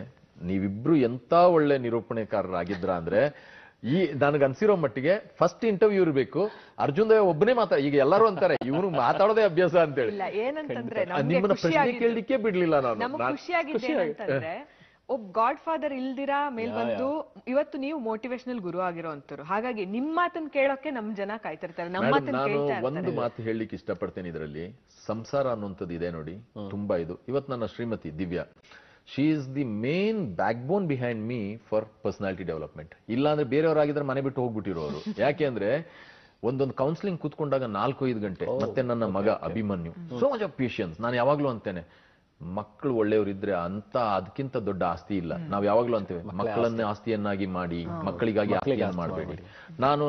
ನಾನು ಏನ್ ಬಹಳ ದೊಡ್ಡ ವಿಷಯ ಹೇಳ್ತಾ ಇಲ್ಲ ಸರ್, ಆದ್ರೆ ಒಂದು ಮಾತು ಹೇಳ್ತಾ ಇದ್ದೇನೆ, anybody can come to my house. ನನಗೆ ನನ್ನ ಮನೆ ಅಂದ್ರೆ ನಂದಾ ಗೋಕುಲ ಅಂತೇಳಿ ನಾನು ಹೇಳ್ತೇನೆ. ಅಂದ್ರೆ ಏನು ಎಲ್ಲ ಕಲಾ ಸ್ವಲ್ಪ ಅದು ಇರೋದಿಲ್ಲ ಅಂತಿಲ್ಲಲ್ಲ, ಅದು ಇರ್ಲಿಲ್ಲ ಅಂದ್ರೆ ಮತ್ತೆ ನಂದ ಗೋಕುಲ ಅಲ್ಲ ಅದು, ಆಯ್ತಾ? ಭಿನ್ನಾಭಿಪ್ರಾಯ ಇಲ್ಲ ಅಂದ್ರೆ. ಆದ್ರೆ 100% ಜನರಿಗೆ ಹೇಳ್ತೇನೆ, ಮನೆಗಿಂತ ದೊಡ್ಡ ವಿಷಯ ಇಲ್ಲ. ನಿಮ್ಮ ಬೆಳವಣಿಗೆ ಆಗ್ತಾ ಹೋಗ್ಲಿ, ಆದ್ರೆ ಸಂಸಾರ ಅನ್ನುವಂಥದ್ದು ಒಂದು ದೊಡ್ಡ ಸೂತ್ರ, ಗಾಳಿಪಟದ ತರ. ಯಂಗ್ಸ್ಟರ್ಸ್ಗೆ ಹೇಳಲಿಕ್ಕೆ ಇಷ್ಟಪಡ್ತೇನೆ, ಆ ದಾರ ಕತ್ತರಿಸ್ತು ಅಂದ್ರೆ ನೀವು ರೂಟ್ ಇಂದ ಬಿಟ್ಟು ಹೋಗ್ತೀರಾ, ಛಿದ್ರ ಆಗೋಗ್ತೀರಾ. ತಂದೆ ತಾಯಂದ್ರೆ ಇರುವಂತ ನೈಜವಾಗಿರಿ. ನಾನು ಎಷ್ಟೋ ಜನ ಅಂತಾರೆ, ದಯವಿಟ್ಟು ಇದನ್ನ ಒಂದು ಮಾತು ಹೇಳ್ತೇನೆ, ನಾನೇನ್ ದೊಡ್ಡ ಸಾಧು ಅಲ್ಲ, ನನ್ನ ಮಗ ಏನ್ ಮಾಡ್ತಾನೆ ನನಗೆ ಗೊತ್ತಿಲ್ಲ. ಏನು ಫ್ಯಾಮಿಲಿ ಮ್ಯಾಚ್ ಮೇಕಿಂಗ್ ಎಲ್ಲ ಅರೇಂಜ್ ಮ್ಯಾರೇಜ್ ಅದು ಇದು ಅಂತೇಳಿ.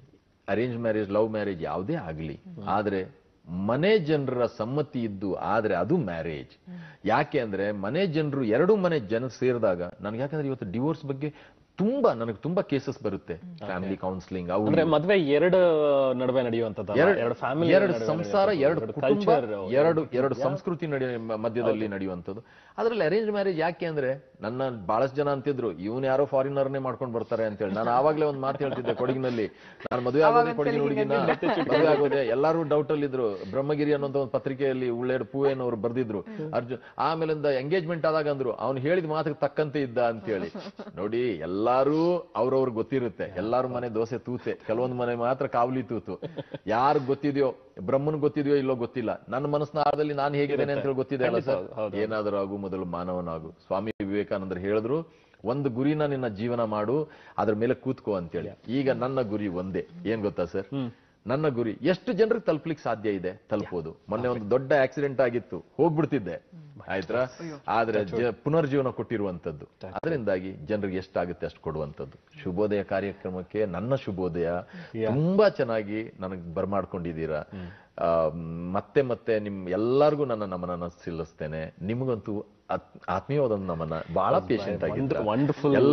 ಎಲ್ಲ ಡಿಡಿ ದೂರದರ್ಶನದ ಎಲ್ಲ ಸಿಬ್ಬಂದಿಗಳಿಗೂ ಎಲ್ಲರಿಗೂ ಬಹಳ ಆತ್ಮೀಯವಾಗಿ ಬರ್ಮಾಡ್ಕೊಂಡಿದ್ದಾರೆ. ಮೇಡಮ್ ಇವತ್ತು ಬಂದು ನನ್ನ ಅಲ್ಲಿಂದ ರಿಸೀವ್ ಮಾಡ್ಕೊಂಡು ಬಂದ್ರು, ನಿರ್ಮಲಾ ಮೇಡಮ್. ಎಲ್ಲ ಮೊದ್ಲಿಂದಾನೆ ಜೋಶಿ ಅವರು ಇದ್ದಲ್ಲಿಂದ ನನ್ನ ಆತ್ಮೀಯತೆ ಒಡನಾಟ ಹಳ್ಳಿಗೆ ತಲುಪುವಂಥದ್ದು. ಹಳ್ಳಿ ಜನರಿಗೆ ಎಲ್ಲರಿಗೂ ಒಳ್ಳೇದಾಗ್ಲಿ. ಕೋಪ ತಾಪ ಬೇಡ, ದ್ವೇಷ ಬೇಡ, ಗಾಸಿಪಿಂಗ್ ಮೊದಲು ಬೇಡ.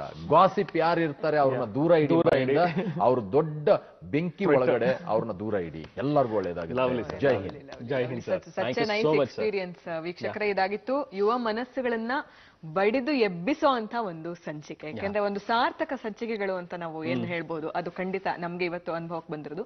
ಖಂಡಿತ ನಿಮ್ಗೂ ಅಂಥದ್ದೇ ಒಂದು ಅನುಭವ ಆಗಿದೆ ಅಂತ ಕೇಳ್ಕೊಳ್ತೀವಿ. ಯಾಕೆಂದ್ರೆ ಅರ್ಜುನ್ ದೇವಯ್ಯ ಅವರ ಮಾತುಗಳು ಪ್ರೇರೇಪಿಸುವಂತಹ ಮಾತುಗಳು. ಕ್ರೀಡಾಪಟುವಾಗಿ ಮಾತ್ರವಲ್ಲ, ಜೀವನದ ಗುರುವಾಗಿ ಅವರು ನಮ್ಗೆ ನೀಡಿರೋ ಅಂತ ಸಂದೇಶ ಮತ್ತು ಅವ್ರು ಹಂಚ್ಕೊಂಡಿರೋ ಅಂತ ಅನುಭವಗಳು ನಿಮ್ಗೂ ಪ್ರೇರೇಪಣೆ ಸಿಕ್ಕಿ ಒಂದೊಳ್ಳೆ ಸಾಧನೆಯನ್ನ ಮಾಡುವತ್ತ ಈ ಸಂಚಿಕೆ ನೆರವಾಗ್ಲಿ ಅಂತ ನಾವು ಭಾವಿಸ್ತಾ ಮತ್ತೊಮ್ಮೆ ಅರ್ಜುನ್ ದೇವಯ್ಯ ಅವರಿಗೆ ಧನ್ಯವಾದಗಳನ್ನ ಅರ್ಪಿಸ್ತಾ, ಇಡೀ ತಂಡದ ಪರವಾಗಿ, ದೂರದರ್ಶನದ ಪರವಾಗಿ, ವೀಕ್ಷಕರೆಲ್ಲರ ಪರವಾಗಿ ಮತ್ತೊಬ್ಬ ವಿಶೇಷ ಅತಿಥಿಗಳೊಂದಿಗೆ ಮತ್ತೆ ಭೇಟಿ ಆಗ್ತೀವಿ ಮುಂದಿನ ಸಂಚಿಕೆಯಲ್ಲಿ ಅಂತ ಹೇಳ್ತಾ ನಮ್ಗೆ ಹೋಗೋದಕ್ಕೆ ಅನುಮತಿ ಕೊಡಿ. ನಮಸ್ಕಾರ. ನಮಸ್ಕಾರ.